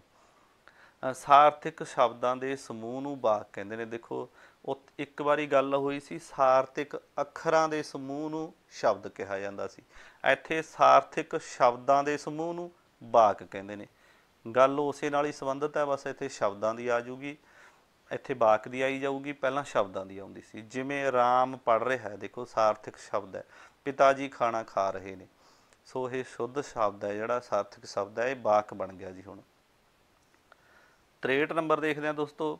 ਹਰੇਕ ਬਾਗ ਦੇ ਭਾਗ ਜਾਂ ਹਿੱਸੇ 2 ਹੁੰਦੇ ਨੇ। ਇੱਥੇ ਗੱਲ ਕਲੀਅਰ ਹੋ ਗਈ ਜਿਹੜਾ ਵੀ ਵਾਕ ਕੋਈ ਲਿਖਿਆ ਹੁੰਦਾ ਹੈ ਉਹਦੇ ਦੋ ਭਾਗ ਹੁੰਦੇ ਨੇ ਜੀ। ਕਿਹੜੇ ਕਿਹੜੇ? ਇੱਕ ਕਰਤਾ, ਵਿਸ਼ਾ, ਆਦਮ, ਉਦੇਸ਼। ਇਹ ਪਹਿਲੇ ਦੇ ਨਾਂ ਹੀ ਨੇ ਇੰਨੇ। ਕਰਤਾ ਵੀ ਕਹਿ ਦਿੰਦੇ ਨੇ, ਵਿਸ਼ਾ ਵੀ ਕਹਿ ਦਿੰਦੇ ਨੇ, ਆਦਮ ਵੀ ਕਹਿੰਦੇ ਨੇ, ਉਦੇਸ਼ ਵੀ ਕਹਿ ਦਿੰਦੇ ਨੇ। ਦੂਜਾ ਜਿਹੜਾ ਦੂਜਾ ਭਾਗ ਉਹਦਾ ਅੰਤਮ ਵੀ ਕਹਿੰਦੇ ਆ, ਉਹਨੂੰ ਵਰਨ ਵੀ ਕਹਿੰਦੇ ਆ, ਵਧੇਅ ਕਹਿੰਦੇ ਨੇ। ਇੱਥੇ ਤੁਸੀਂ ਉਲਝਣਾ ਨਹੀਂ ਹੈਗਾ। ਇਹ ਦੋ ਪਾਰਟ ਹੀ ਨੇ ਉਹ ਤਾਂ ਹਰੇਕ ਵਾਕ ਦੇ। ਇੱਕ ਵਾਕ ਲਿਖ ਲਿਆ, ਉਹਦੇ ਦੋ ਭਾਗ ਨੇ, ਇੱਕ ਤਾਂ ਪਹਿਲਾ, ਇੱਕ ਦੂਜਾ। ਪਹਿਲੇ ਦੇ ਵਿੱਚ ਇਹਨਾਂ ਦੇ ਵਿੱਚੋਂ ਕੋਈ ਵੀ ਸ਼ਬਦ ਆ ਸਕਦਾ ਹੁੰਦਾ ਹੈ, ਇਹ ਸ਼ਬਦਾਂ ਦਾ ਪਹਿਲਾ ਭਾਗ ਹੀ ਹੁੰਦਾ ਇਹ। ਜਿਵੇਂ ਕਰਤਾ ਆ ਗਿਆ, ਪਹਿਲੇ ਭਾਗ ਨੂੰ ਕਰਤਾ ਕਹਿੰਦੇ ਨੇ। ਵਿਸ਼ਾ ਆ ਗਿਆ, ਇਹਨੂੰ ਵਿਸ਼ਾ ਵੀ ਕਹਿੰਦੇ ਨੇ, ਇਹਨੂੰ ਆਪਾਂ। ਆਦਮ, ਉਦੇਸ਼, ਇਹ ਸਾਰੀਆਂ ਪਹਿਲੇ 'ਚ ਆ ਗਈਆਂ। ਜਿਹੜਾ ਅੰਤਿਮ, ਵਰਨ, ਵਧੇਅ, ਇਹ ਦੂਜੇ 'ਚ ਆ ਗਈਆਂ ਸਾਰੀਆਂ ਗੱਲਾਂ। ਮਤਲਬ ਇਹਨਾਂ 'ਚੋਂ ਜੇ ਵਰਨ ਆ ਗਿਆ ਤਾਂ ਸਮਝਾਂਗੇ ਇਹ ਦੂਜਾ ਭਾਗ ਹੈਗਾ। ਸੋ ਜਿਵੇਂ ਰਵੀ ਅੱਜ ਦਿੱਲੀ ਜਾਵੇਗਾ, ਇਹ ਜਿਹੜਾ ਰਵੀ ਹੈ ਇਹ ਵਿਸ਼ਾ ਵੀ ਹੈ, ਪਹਿਲਾ ਭਾਗ ਹੈ ਇਹ। ਮਤਲਬ ਇਹ ਵਿਸ਼ਾ ਵੀ ਹੈ, ਕਰਤਾ ਵੀ ਹੈ, ਕਰਤਾ, ਤੇ ਇਹ ਉਦੇਸ਼ ਵੀ ਹੈ, ਉਦੇਸ਼ ਰਵੀ ਹੋਈ ਹੈ। ਅੱਜ ਦਿੱਲੀ ਜਾਵੇਗਾ ਇਹ ਦੂਜਾ ਭਾਗ ਹੈ, ਅੰਤਮ ਭਾਗ ਹੈ ਇਹ, ਵਰਨ, ਵਧੇਅ ਹੈ ਇਹ। ਤੁਸੀਂ ਗੱਲ ਨੂੰ ਸਮਝ ਗਏ ਹੋਵੋਗੇ। ਹਰੇਕ ਵਾਕ ਦੇ ਦੋ ਭਾਗ ਹੁੰਦੇ ਆ, ਗੱਲ ਇੰਨੀ ਕੁ ਯਾਦ ਰੱਖਣੀ ਆ ਬਸ। 64 ਨੰਬਰ, ਕਰਤਾ, ਵਿਸ਼ਾ, ਆਦਮ, ਉਦੇਸ਼ ਦੇ ਅੱਗੇ ਦੋ ਭਾਗ ਹੁੰਦੇ ਨੇ। ਜਿਹੜਾ ਪਹਿਲਾ ਭਾਗ ਹੁੰਦਾ ਗਾ ਵਾਕ ਦਾ, ਉਹਦੇ ਅੱਗੇ ਦੋ ਭਾਗ ਹੁੰਦੇ ਨੇ, ਦੋ। ਵਿਸ਼ਾ ਤੇ ਵਿਸ਼ਾ ਵਿਸਤਾਰ। ਦੋ ਭਾਗ ਕਿਹੜੇ ਕਿਹੜੇ ਨੇ? ਵਿਸ਼ਾ ਤੇ ਵਿਸ਼ਾ ਵਿਸਤਾਰ। 65 ਨੰਬਰ ਪ੍ਰਸ਼ਨ ਦੇਖਦੇ ਹਾਂ ਦੋਸਤੋ। ਅੰਤਮ, ਵਰਨ, ਵਧੇਅ ਦੇ ਅੱਗੇ 6 ਭਾਗ ਹੁੰਦੇ ਨੇ। ਦੇਖੋ ਸ਼ਬਦ ਦੇ ਦੋ ਭਾਗ ਸੀਗੇ, ਦੋਨਾਂ ਦੇ ਗਾਹਾਂ ਮਤਲਬ ਇੱਕ ਜਿਹੜਾ ਪਹਿਲਾ ਭਾਗ ਸੀ ਉਹਦੇ ਦੋ ਆ ਗਏ ਸੀ, ਵਿਸ਼ਾ ਤੇ ਵਿਸ਼ਾ ਵਿਸਤਾਰ। ਹੁਣ ਜਿਹੜਾ ਅੰਤਮ, ਵਰਨ, ਵਧੇਅ, ਇਹਦੇ 6 ਭਾਗ ਨੇ ਅੱਗੇ। ਕਰਮ ਆ ਜਾਂਦਾ ਇਹਦੇ ਵਿੱਚ, ਕਰਮ ਵਿਸਤਾਰ, ਪੂਰਕ ਵਿਸਤਾਰ, ਕਿਰਿਆ ਤੇ ਕਿਰਿਆ ਵਿਸਤਾਰ। ਸੋ ਤੁਸੀਂ ਬਸ ਗੱਲ ਇੰਨੀ ਕੁ ਯਾਦ ਰੱਖਣੀ ਹੈ ਵੀ ਜਿਹੜਾ ਸੀਗਾ ਵਾਕ ਸੀ ਉਹਦੇ ਕਿੰਨੇ ਭਾਗ ਹੁੰਦੇ ਆ? ਦੋ। ਕਿਹੜੇ ਕਿਹੜੇ ਹੁੰਦੇ ਹੈਗੇ ਉਹ ਆਪਾਂ ਲਿਖ ਕੇ ਇੱਥੇ ਪੜ੍ਹਾ ਚੁੱਕੇ ਹਾਂ ਤੁਹਾਨੂੰ। ਦੋ ਹੁੰਦੇ ਨੇ, ਕਰਤਾ, ਵਿਸ਼ਾ, ਆਦਮ, ਉਦੇਸ਼, ਅੰਤਮ, ਵਰਨ, ਵਧੇਅ। ਇਹਨਾਂ ਦੇ ਗਾਹਾਂ ਇਹਦੇ ਦੇਖੋ ਅੱਗੇ ਜਾ ਕੇ ਦੋ ਭਾਗ ਬਣ ਕੇ, ਇਹਦੇ ਗਾਹਾਂ ਜਾ ਕੇ 6 ਭਾਗ ਬਣ ਗਏ। ਸੋ ਅੱਗੇ ਦੇਖਦੇ ਹਾਂ। 66 ਨੰਬਰ, ਕਾਰਕ ਦੇਖਦੇ ਹਾਂ ਜੀ। ਕਾਰਕ ਕੀ ਹੁੰਦਾ ਹੈ? ਵੈਰੀ ਇੰਪੋਰਟੈਂਟ ਹੈ। ਕਾਰਕ ਦੇ ਬਾਰੇ 'ਚ ਪੜ੍ਹਦੇ ਹਾਂ, ਪੂਰੀ ਟਰਮ ਪੜ੍ਹਦੇ ਹਾਂ ਦੀ ਆਪਾਂ। ਵਾਕ ਵਿੱਚ ਨਾਮ ਅਤੇ ਪੜਨਾਮ ਦਾ ਆਪਸ ਵਿੱਚ ਅਤੇ ਵਾਕ ਦੇ ਦੂਜੇ ਸ਼ਬਦਾਂ ਵਿੱਚ ਸੰਬੰਧ ਪ੍ਰਗਟ ਕਰਨ ਵਾਲੇ ਸ਼ਬਦਾਂ ਨੂੰ ਕਾਰਕ ਕਹਿੰਦੇ ਨੇ। ਵੈਰੀ ਇੰਪੋਰਟੈਂਟ ਗੱਲ ਹੈ ਜੀ। ਦੁਬਾਰੇ ਪੜ੍ਹਦੇ ਹਾਂ, ਧਿਆਨ ਨਾਲ ਸੁਣਿਓ, ਫੋਕਸ ਕਰਿਓ। ਫੋਕਸ ਜ਼ਰੂਰ ਕਰਨਾ ਸ਼ਬਦ ਤੇ ਲਾਈਨ ਤੇ। ਵਾਕ ਦੇ ਵਿੱਚ ਨਾਮ ਤੇ ਪੜਨਾਮ, ਵਾਕ ਦੇ ਵਿੱਚ ਨਾਮ ਤੇ ਪੜਨਾਮ ਨੇ ਜਿਹੜੇ, ਉਹਨਾਂ ਦਾ ਆਪਸ ਵਿੱਚ ਅਤੇ ਵਾਕ ਦੇ ਦੂਜੇ ਸ਼ਬਦਾਂ ਨਾਲ ਸੰਬੰਧ ਪ੍ਰਗਟ ਕਰਨ ਵਾਲੇ ਸ਼ਬਦਾਂ ਨੂੰ ਕਾਰਕ ਕਹਿੰਦੇ ਨੇ। ਗੱਲ ਨੂੰ ਸਮਝ ਗਏ ਹੋਵੋਗੇ। ਵਾਕ ਦੇ ਵਿੱਚ ਨਾਮ ਤੇ ਪੜਨਾਮ ਹੈ, ਉਹਨਾਂ ਦਾ ਆਪਸ ਦੇ ਵਿੱਚ ਵੀ ਸੰਬੰਧ ਬਣੇ, ਅਤੇ ਜਿਹੜਾ ਕੋਈ ਹੋਰ ਸ਼ਬਦ ਹੋਵੇ ਵਿੱਚ ਉਹਦੇ ਨਾਲ ਵੀ ਉਹਨਾਂ ਦਾ ਸੰਬੰਧ ਪ੍ਰਗਟ ਹੋਵੇ। ਜਿਵੇਂ ਨੋਟ ਕਰਾਇਆ ਗਿਆ, ਆਪਾਂ ਇਹ ਪੜ੍ਹਦੇ ਹਾਂ। ਨਾਮ ਪੜਨਾਮ ਕਰਦਾ ਹੈ। ਨਾਮ ਪੜਨਾਮ ਕੀ ਕਰਦਾ ਹੈ, ਕਿਵੇਂ ਕਰਦਾ ਹੈ, ਇਸ ਲਈ ਕਰਦਾ ਹੈ ਆਦਿ ਪ੍ਰਸ਼ਨਾਂ ਦੇ ਉੱਤਰ ਕਾਰਕ ਦਿੰਦਾ ਹੈ। ਸੋ ਤੁਸੀਂ ਸਮਝ ਗਏ ਹੋਵੋਗੇ। ਨਾਮ ਪੜਨਾਮ, ਨਾਮ ਜਾਂ ਪੜਨਾਮ ਦੋਨਾਂ ਦੇ ਵਿੱਚੋਂ ਕੋਈ ਵੀ, ਉਹ ਕੀ ਕਰਦਾ, ਕਿਵੇਂ ਕਰਦਾ, ਕਿਸ ਲਈ ਕਰਦਾ, ਇਹ ਪ੍ਰਸ਼ਨਾਂ ਦੇ ਉੱਤਰ ਜਿਹੜੇ ਦਿੱਤੇ ਜਾ ਰਹੇ ਹੁੰਦੇ ਆ ਉਹ ਕਾਰਕ ਦਿੰਦਾ ਹੁੰਦਾ ਹੈ। ਸੋ ਆਪਾਂ ਅਗਲਾ ਪ੍ਰਸ਼ਨ ਦੇਖਦੇ ਹਾਂ। ਕਾਰਕ ਦੀਆਂ ਕਿਸਮਾਂ ਕਿੰਨੀਆਂ ਹੁੰਦੀਆਂ? ਪ੍ਰਸ਼ਨ ਹੀ ਇੰਨਾ ਪੁੱਛਿਆ ਜਾਂਦਾ ਹੈ ਵੀ ਕਾਰਕ ਦੀਆਂ ਕਿੰਨੀਆਂ ਕਿਸਮਾਂ ਹੁੰਦੀਆਂ ਨੇ? ਕਰਤਾ ਕਾਰਕ, ਕਰਮ ਕਾਰਕ, ਕਰਨ ਕਾਰਕ, ਅਧਿਕਰਨ ਕਾਰਕ, ਸੰਪਰਦਾਨ ਕਾਰਕ, ਅਪਦਾਨ ਕਾਰਕ, ਸੰਬੰਧ ਕਾਰਕ ਤੇ ਸੰਬੋਧਨੀ ਕਾਰਕ। ਸੋ ਇਹ 8 ਕਿਸਮਾਂ ਹੁੰਦੀਆਂ ਨੇ ਜੀ ਕਾਰਕ ਦੀਆਂ, ਇਹ ਤੁਸੀਂ ਧਿਆਨ 'ਚ ਰੱਖ। ਅਗਲਾ ਪ੍ਰਸ਼ਨ ਦੇਖਦੇ ਹਾਂ ਦੋਸਤੋ। 68 ਨੰਬਰ ਪ੍ਰਸ਼ਨ, ਵਾਕਾਂ ਦੀਆਂ ਜੁਗਤਾਂ। ਹੁਣ ਵਾਕਾਂ ਦੇ ਬਾਰੇ 'ਚ ਪੜ੍ਹਦੇ ਹਾਂ ਆਪਾਂ। ਵਾਕਾਂ ਮਤਲਬ ਵਾਕਾਂ ਬਾਰੇ ਚੱਲੀ ਜਾਂਦਾ। ਵਾਕਾਂ ਦੀਆਂ ਦੋ ਹੁੰਦੇ ਨੇ ਭਾਗ, ਪਹਿਲਾ ਦੂਜਾ, ਅਤੇ ਉਹਨਾਂ ਦੀਆਂ ਜਿਹੜੀਆਂ ਜੁਗਤਾਂ ਨੇ, ਜੁਗਤਾਂ ਦੇ ਬਾਰੇ ਵਿੱਚ ਪੜ੍ਹਦੇ ਹਾਂ ਆਪਾਂ।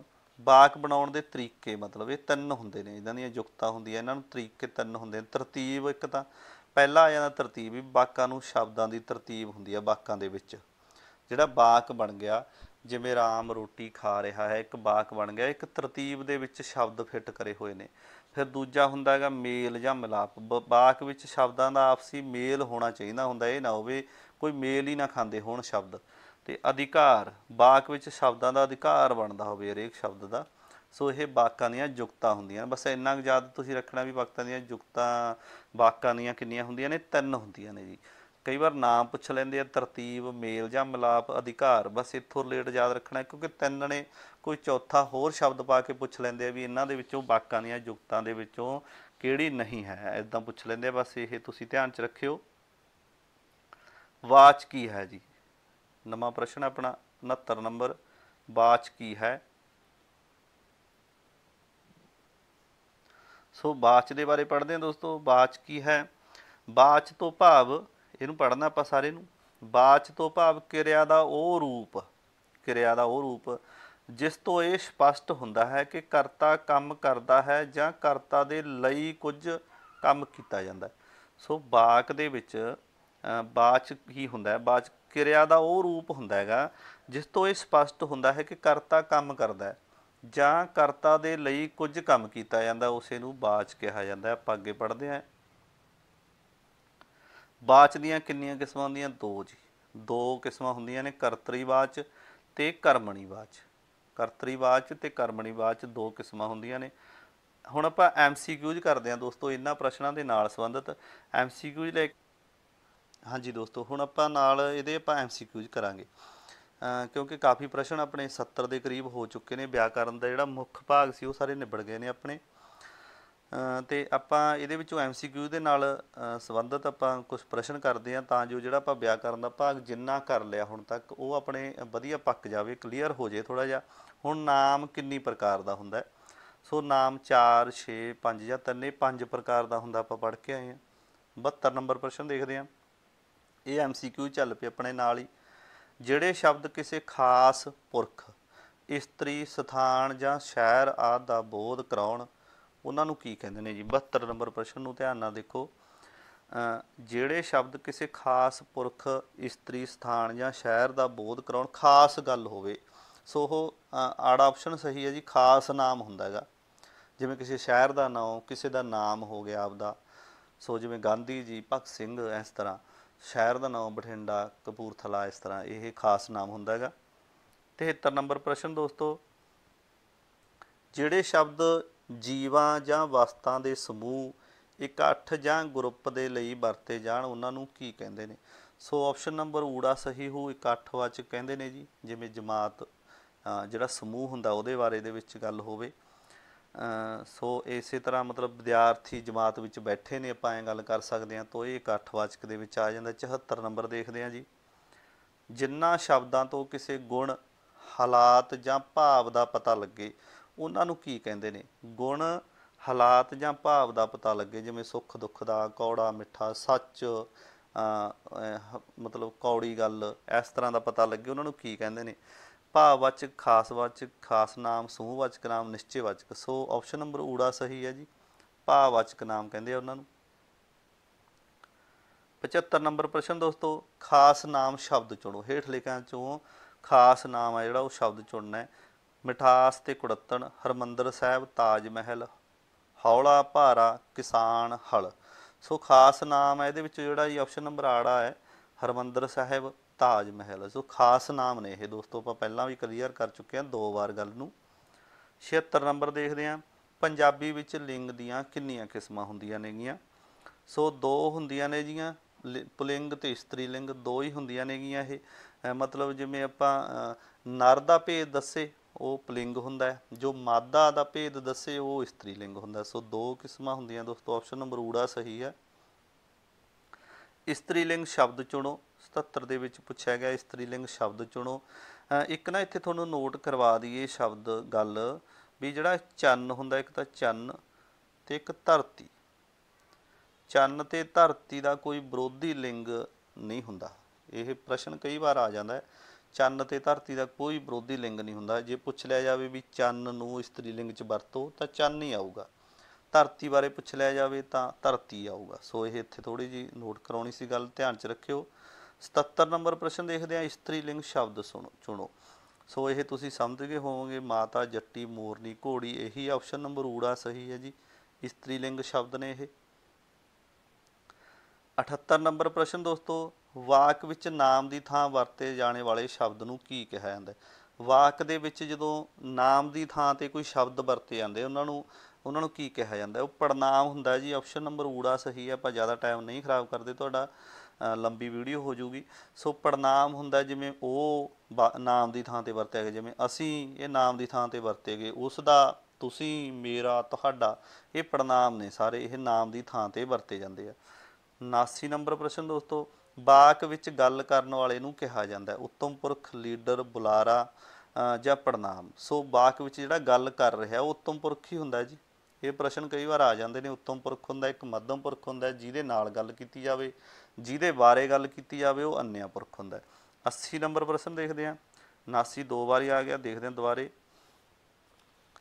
ਵਾਕ ਵਿੱਚ ਜਿਸ ਬਾਰੇ ਗੱਲ ਕੀਤੀ ਜਾਵੇ ਉਸਨੂੰ ਕਹਿੰਦੇ, ਆਪਾਂ ਪਹਿਲਾਂ ਹੀ ਕਰ ਚੁੱਕੇ ਹਾਂ। ਆਪਸ਼ਨ ਨੰਬਰ ਊੜਾ ਸਹੀ ਹੈ ਜੀ। ਅੰਨਿਆ ਪੁਰਖ ਹੁੰਦਾ ਉਹ, ਜਿਹਦੇ ਬਾਰੇ ਗੱਲ ਕੀਤੀ ਜਾਵੇ। ਥਰਡ ਪਰਸਨ ਹੁੰਦਾ ਹੈ। ਜਿਵੇਂ ਮੇਰਾ ਭਰਾ ਟੀਚਰ ਹੈ, ਇਹ ਹੋ ਗਿਆ ਉੱਤਮ ਪੁਰਖ, ਮੈਂ ਗੱਲ ਹੋ ਗਈ। ਜਿਵੇਂ ਤੂੰ, ਤੁਸੀਂ, ਇਹ ਮੱਧਮ ਪੁਰਖ ਹੋ ਗਿਆ।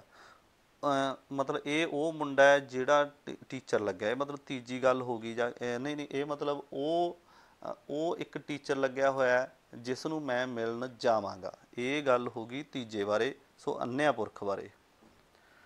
80 ਨੰਬਰ ਪ੍ਰਸ਼ਨ ਦੋਸਤੋ, ਸੰਬੰਧਵਾਚਕ ਪੜਨਾਮ ਚੁਣੋ। ਸੰਬੰਧਵਾਚਕ ਜਿਹੜੇ ਸੰਬੰਧ ਬਣਾਉਂਦੇ ਨੇ ਜੀ, ਆਪ, ਆਪਸ, ਉਹ, ਉਹਨਾਂ, ਜੋ, ਜਿਹੜਾ, ਜਿਸ, ਮੈਂ, ਮੇਰਾ, ਸਾਡਾ। ਸੋ ਆਪਸ਼ਨ ਨੰਬਰ ਈੜੀ ਸਹੀ ਹੈ ਜੀ।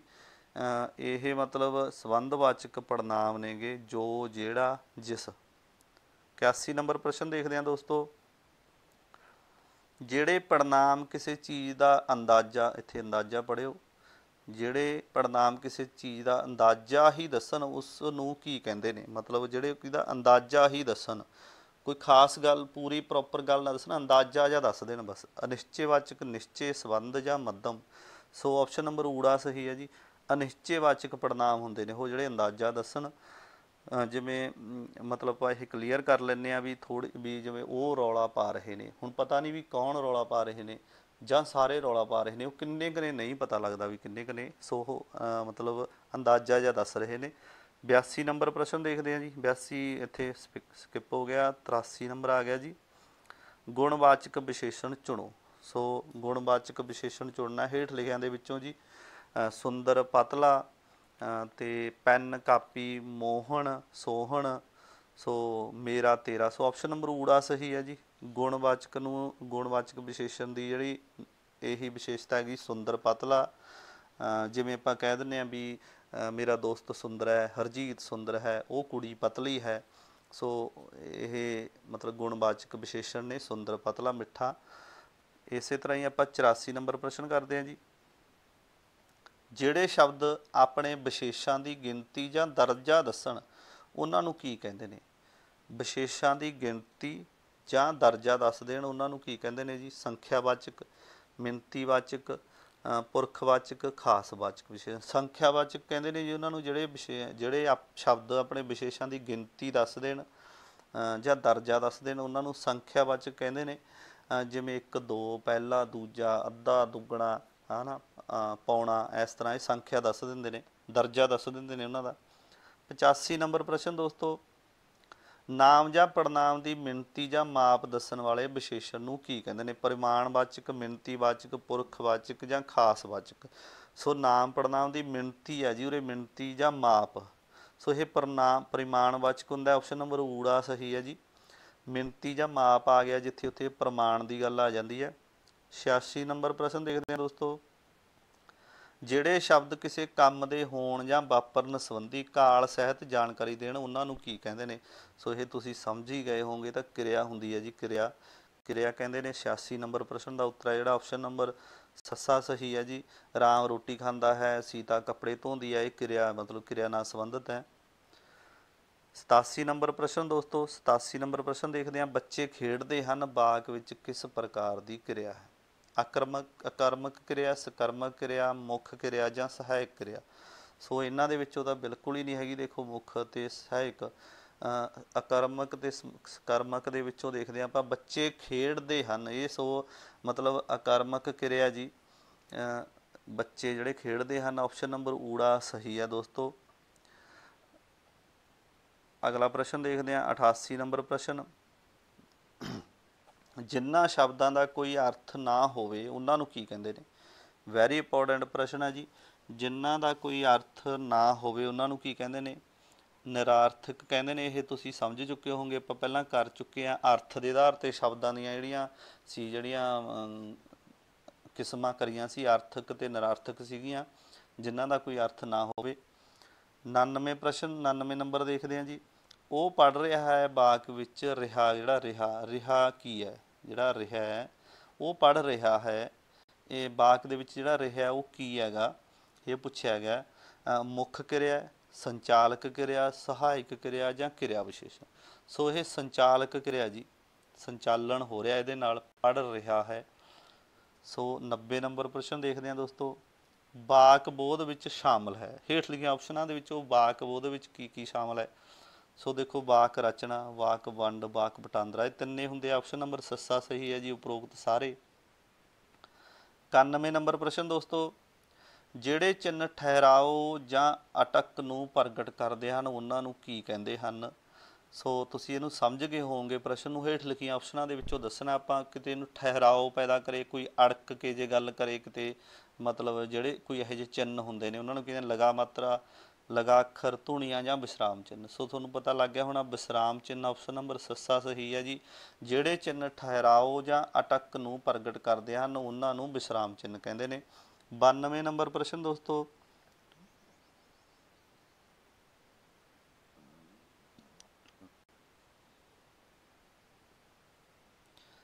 ਪ੍ਰਸ਼ਨ ਚਿੰਨ੍ਹ ਦੀ ਵਰਤੋਂ ਕਿਸ ਲਈ ਕੀਤੀ ਜਾਂਦੀ ਹੈ। ਠਹਿਰਾਓ ਲਈ, ਪੁੱਛ ਗਿੱਛ ਲਈ, ਥੋੜ੍ਹੇ ਠਹਿਰਾਓ ਲਈ ਜਾਂ ਪੂਰਨ ਠਹਿਰਾਓ ਲਈ।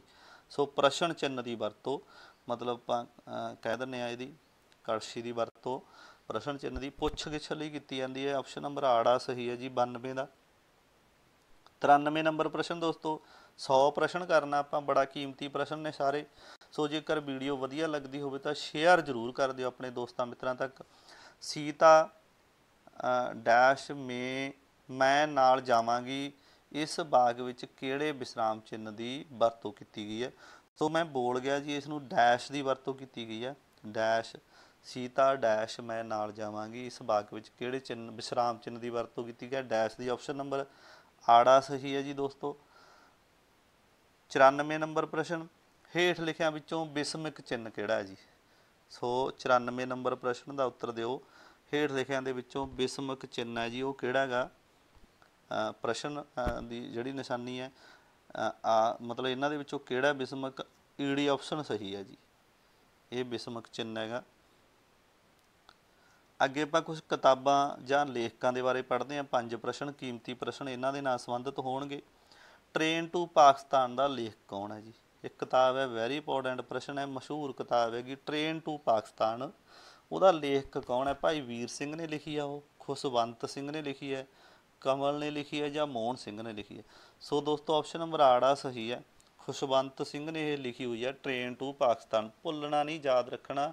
ਜਿਹੜੀਆਂ 5-4 ਕਿਤਾਬਾਂ ਬਾਰੇ ਜਾਂ ਰਾਈਟਰਾਂ ਬਾਰੇ ਕਰਾਵਾਂਗੇ ਆਪਾਂ, ਪੂਰਾ ਕੀਮਤੀ ਜਾਂ ਬਹੁਤ ਸਾਰੇ ਪੇਪਰਾਂ 'ਚ ਆਏ ਹੋਏ ਇਹ ਪ੍ਰਸ਼ਨ ਨੇ। 5 ਪ੍ਰਸ਼ਨ ਕਰਵਾ ਰਹੇ ਹਾਂ ਜਿਹੜੇ ਹੁਣ ਆਪਾਂ। 96 ਨੰਬਰ ਪ੍ਰਸ਼ਨ ਦੋਸਤੋ।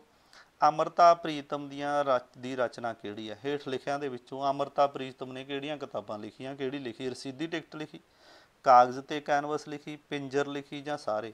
ਸੋ ਦੋਸਤੋ ਆਪਸ਼ਨ ਨੰਬਰ ਸੱਸਾ ਸਹੀ ਹੈ ਜੀ, ਸਾਰੀਆਂ ਕਿਤਾਬਾਂ ਰਚਨਾਵਾਂ ਇਹ ਲਿਖੀਆਂ ਨੇ। ਪਿੰਜਰ ਤੇ ਤਾਂ ਫਿਲਮ ਬਣੀ ਹੋਈ ਹੈ, ਤੁਸੀਂ ਦੇਖੀ ਉਹ ਦੇਖੋ। ਰਸੀਦੀ ਟਿਕਟ, ਕਾਗਜ਼ ਤੇ ਕੈਨਵਸ। 97 ਨੰਬਰ ਪ੍ਰਸ਼ਨ ਦੇਖਦੇ ਹਾਂ ਜੀ। ਤੁਲਸੀ ਕੀ ਹੰਸੋ ਕਿਸ ਦੀ ਰਚਨਾ ਹੈ। ਤੁਲਸੀ ਕੀ ਹੰਸੋ ਕਿਤਾਬ ਹੈ ਜਿਹੜੀ, ਇਹ ਕਿਹਦੀ ਲਿਖੀ ਹੋਈ ਹੈ। ਜਸਵੰਤ ਕਮਲ ਦੀ, ਨਾਨਕ ਸਿੰਘ ਦੀ, ਬਲਵੰਤ ਗਾਰਗੀ ਦੀ ਜਾਂ ਕੋਈ ਨਹੀਂ। ਸੋ 97 ਨੰਬਰ ਦਾ ਪ੍ਰਸ਼ਨ ਹੈ ਜਿਹੜਾ ਜੀ, ਇਹ ਜਸਵੰਤ ਸਿੰਘ ਕਮਲ ਦੀ ਲਿਖੀ ਹੋਈ ਹੈ ਜੀ। ਇਹਨਾਂ ਨੇ ਇੱਕ ਹੋਰ ਲਿਖੀ ਸੀ, ਮਿੱਤਰ ਪਿਆਰੇ ਨੂੰ, ਪੰਜਾਬ ਤੇਰਾ ਕੀ ਬਣੂ, ਇਹ ਵੀ ਲਿਖੀਆਂ ਸੀਗੀਆਂ। ਜਸਵੰਤ ਸਿੰਘ ਕਮਲ ਆਪਸ਼ਨ ਨੰਬਰ ਊੜਾ ਸਹੀ ਹੈ ਜੀ। ਜਿਹੜੀ ਹੋਰ ਰਚਨਾ ਸੀ ਇਹਦੀ, ਇੱਕ ਤਾਂ ਇਹਦੇ ਕੋਲ ਤੁਲਸੀ ਕੀ ਹੰਸ ਹੋ ਗਈ, ਦੂਸਰੀ ਹੋ ਗਈ ਮਿੱਤਰ ਪਿਆਰੇ ਨੂੰ। ਇਹ ਯਾਦ ਰੱਖਣਾ ਤੁਸੀਂ, ਮਿੱਤਰ ਪਿਆਰੇ ਨੂੰ, ਇਹ ਵੀ ਜਸਵੰਤ ਕਮਲ ਦੀ ਆ। ਇੱਕ ਸੀ ਪੰਜਾਬ ਤੇਰਾ ਕੀ ਬਣੂ, ਬਹੁਤ ਵਾਰ ਪੇਪਰਾਂ 'ਚ ਪੁੱਛੀ ਗਈ ਆ ਇਹ, ਪੰਜਾਬ ਤੇਰਾ ਕੀ ਬਣੂ। ਸੋ ਇਸ ਤਰ੍ਹਾਂ ਯਾਦ ਰੱਖਣਾ ਤੁਸੀਂ। 98 ਨੰਬਰ ਪ੍ਰਸ਼ਨ ਦੇਖਦੇ ਹਾਂ ਦੋਸਤੋ। ਨਾਨਕ ਸਿੰਘ ਦੀ ਰਚਨਾ। ਚਿੱਟਾ ਲਹੂ, ਪਵਿੱਤਰ ਪਾਪੀ, ਇੱਕ ਮਿਆਨ ਦੋ ਤਲਵਾਰਾਂ ਜਾਂ ਸਾਰੇ। ਆਪਸ਼ਨ ਨੰਬਰ ਸੱਸਾ ਸਹੀ ਹੈ ਜੀ। ਨਾਨਕ ਸਿੰਘ ਦੇ ਵੈਰੀ ਇੰਪੋਰਟੈਂਟ ਨਾਵਲ ਨੇ ਇਹ, ਲੋਕਾਂ ਨੇ ਮਤਲਬ ਅਥਾਹ ਗਿਣਤੀ 'ਚ ਇਹ ਪੜ੍ਹੇ ਹੋਏ ਨੇ। ਚਿੱਟਾ ਲਹੂ, ਪਵਿੱਤਰ ਪਾਪੀ, ਇੱਕ ਮਿਆਨ ਦੋ ਤਲਵਾਰਾਂ। 99 ਨੰਬਰ ਪ੍ਰਸ਼ਨ ਦੋਸਤੋ। ਛਾਵੇਂ ਪਾਤਰ ਕਿਸ ਦੀ ਰਚਨਾ ਹੈ। ਸੋ ਇਹ ਅੰਮ੍ਰਿਤਾ ਪ੍ਰੀਤਮ ਦੀ ਹੈ, ਸਾਮਲ ਧਾਮੀ ਦੀ, ਮੋਹਨ ਸਿੰਘ ਜਾਂ ਪ੍ਰੋਫੈਸਰ ਅਜਮੇਰ ਸਿੰਘ ਔਲਖ ਦੀ। ਸੋ ਇਹ ਮੋਹਨ ਸਿੰਘ ਦੀ ਲਿਖੀ ਹੋਈ ਹੈ ਸ਼ਾਮੀ ਪੱਤਰ। ਆਪਸ਼ਨ ਨੰਬਰ ਈ ਸਹੀ ਹੈ ਜੀ। 100 ਨੰਬਰ ਪ੍ਰਸ਼ਨ ਆਪਣਾ ਅੱਜ ਦੀ ਵੀਡੀਓ ਦਾ ਆਖਰੀ ਪ੍ਰਸ਼ਨ ਹੈ ਦੋਸਤੋ।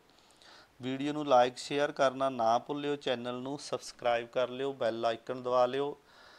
ਤੁਹਾਡੇ ਸਿਲੇਬਸ ਦੇ ਮੁਤਾਬਕ ਆਪਾਂ ਹਰ ਤਰ੍ਹਾਂ ਦੀ ਵੀਡੀਓ ਲੈ ਕੇ ਆਵਾਂਗੇ ਤੁਹਾਡੇ ਲਈ। 100 ਨੰਬਰ ਪ੍ਰਸ਼ਨ ਜਿਹੜਾ 100ਵਾਂ, ਭਾਈ ਵੀਰ ਸਿੰਘ ਦੀ ਰਚਨਾ। ਸੋ ਵੀਰ ਸਿੰਘ ਦੀ ਰਚਨਾ ਜਿਹੜੀ, ਖੂਨੀ ਵਿਸਾਖੀ, ਪੰਜਾਬ ਤੇਰਾ ਕੀ ਬਣੂ, ਮਿੱਤਰ ਪਿਆਰੇ ਨੂੰ, ਮੇਰੇ ਸਾਈਆਂ ਜੀਓ। ਆਪਸ਼ਨ ਨੰਬਰ ਸੱਸਾ ਸਹੀ ਹੈ ਜੀ। ਮੇਰੇ ਸਾਈਆਂ ਜੀਓ ਜਿਹੜੀ ਹੈ ਕਿਤਾਬ ਭਾਈ ਵੀਰ ਸਿੰਘ ਦੀ ਰਚਨਾ। ਸੋ ਦੋਸਤੋ ਇਹ ਸਨ ਪੰਜਾਬੀ ਵਿਆਕਰਨ ਦੇ ਨਾਲ ਸੰਬੰਧਿਤ ਅਤੇ 5 ਪ੍ਰਸ਼ਨ ਕਿਤਾਬਾਂ ਤੇ ਰਾਈਟਰਾਂ ਦੇ ਨਾਲ ਸੰਬੰਧਿਤ। ਕੋਸ਼ਿਸ਼ ਕੀਤੀ ਹੈ ਵੀ ਵਿਆਕਰਨ ਦੇ ਜਿਹੜੇ ਪ੍ਰਸ਼ਨ ਨੇ, ਵਿਆਕਰਨ ਦੀਆਂ ਜਿਹੜੀਆਂ ਘੁੰਡੀਆਂ ਨੇ ਉਹ ਸਾਰੀਆਂ ਕਲੀਅਰ ਹੋ ਜਾਣ। ਵੈਸੇ ਤਾਂ ਇਹ ਰਿਵੀਜ਼ਨ ਜਿਹੀ ਵਾਲੀ ਗੱਲ ਹੁੰਦੀ ਹੈ, ਕਿਉਂਕਿ ਆਪਾਂ ਛੋਟੀਆਂ ਕਲਾਸਾਂ ਤੋਂ ਲੈ ਕੇ ਇਹਨੂੰ ਪੜ੍ਹਦੇ ਆ ਰਹੇ ਹੁੰਦੇ ਹਾਂ। ਫਿਰ ਵੀ ਕੋਸ਼ਿਸ਼ ਕਰਿਓ ਵਧੀਆ ਤਰੀਕੇ ਨਾਲ, ਮਨ ਨੂੰ ਸ਼ਾਂਤ ਕਰਕੇ ਵੀਡੀਓ ਨੂੰ 1 ਤੋਂ 2 ਵਾਰ ਦੇਖਿਓ ਸਾਰੀ ਉਹ ਵੀਡੀਓ ਨੂੰ, ਅਤੇ ਸਾਰਾ ਜਿਹੜਾ ਵਿਆਕਰਨ ਦਾ ਜਿਹੜਾ ਸਾਰੇ ਭੇਦ ਖੁੱਲ੍ਹ ਜਾਣਗੇ, ਸਾਰਾ ਇਹ ਕਲੀਅਰ ਹੋ ਜਾਵੇਗਾ। ਸੋ ਦੋਸਤੋ ਵੀਡੀਓ ਨੂੰ ਸ਼ੇਅਰ ਜ਼ਰੂਰ ਕਰ ਦਿਓ ਜੋ ਵਧੀਆ ਲੱਗੇ, ਅਤੇ ਕਮੈਂਟ ਕਰਕੇ ਆਪਣੀ ਰਾਏ ਦੇਣਾ ਇਹਦੇ ਵਿੱਚ। ਅਤੇ ਆਪਾਂ ਇਹਦੇ ਨਾਲ ਸੰਬੰਧਿਤ ਹੁਣ ਆਪਾਂ MCQ ਦੀਆਂ ਵੀਡੀਓਜ਼ ਲੈ ਕੇ ਆਵਾਂਗੇ, 5-7 ਵੀਡੀਓਜ਼ MCQ ਦੀਆਂ ਲੈ ਕੇ ਆਵਾਂਗੇ, 15-15 20-20 ਪ੍ਰਸ਼ਨਾਂ ਦੀਆਂ ਲੈ ਕੇ ਆਵਾਂਗੇ, ਤਾਂ ਜੋ ਇਹ ਤੁਹਾਡੇ ਲਈ ਹੋਰ ਵਧੀਆ ਤਰੀਕੇ ਨਾਲ ਇਹ ਪੱਕ ਜਾਣ ਅਤੇ ਤੁਹਾਡੇ ਜਿਹੜੇ 7-8 ਨੰਬਰ ਜਿਹੜੇ ਪੰਜਾਬੀ ਦੇ ਨਾਲ ਸੰਬੰਧਿਤ ਹੁੰਦੇ ਨੇ ਉਹ ਤੁਹਾਡੇ ਪੇਪਰ ਦੇ ਵਿੱਚ ਪੱਕ ਜਾਣ। ਸੋ ਦੋਸਤੋ ਵੀਡੀਓ ਨੂੰ ਸ਼ੇਅਰ ਕਰਿਓ। ਮਿਲਦੇ ਹਾਂ ਅਗਲੀ ਵੀਡੀਓ ਵਿੱਚ, ਤਦ ਤੱਕ ਲਈ ਤੁਹਾਡਾ ਸਾਰਿਆਂ ਦਾ ਬਹੁਤ ਬਹੁਤ ਧੰਨਵਾਦ।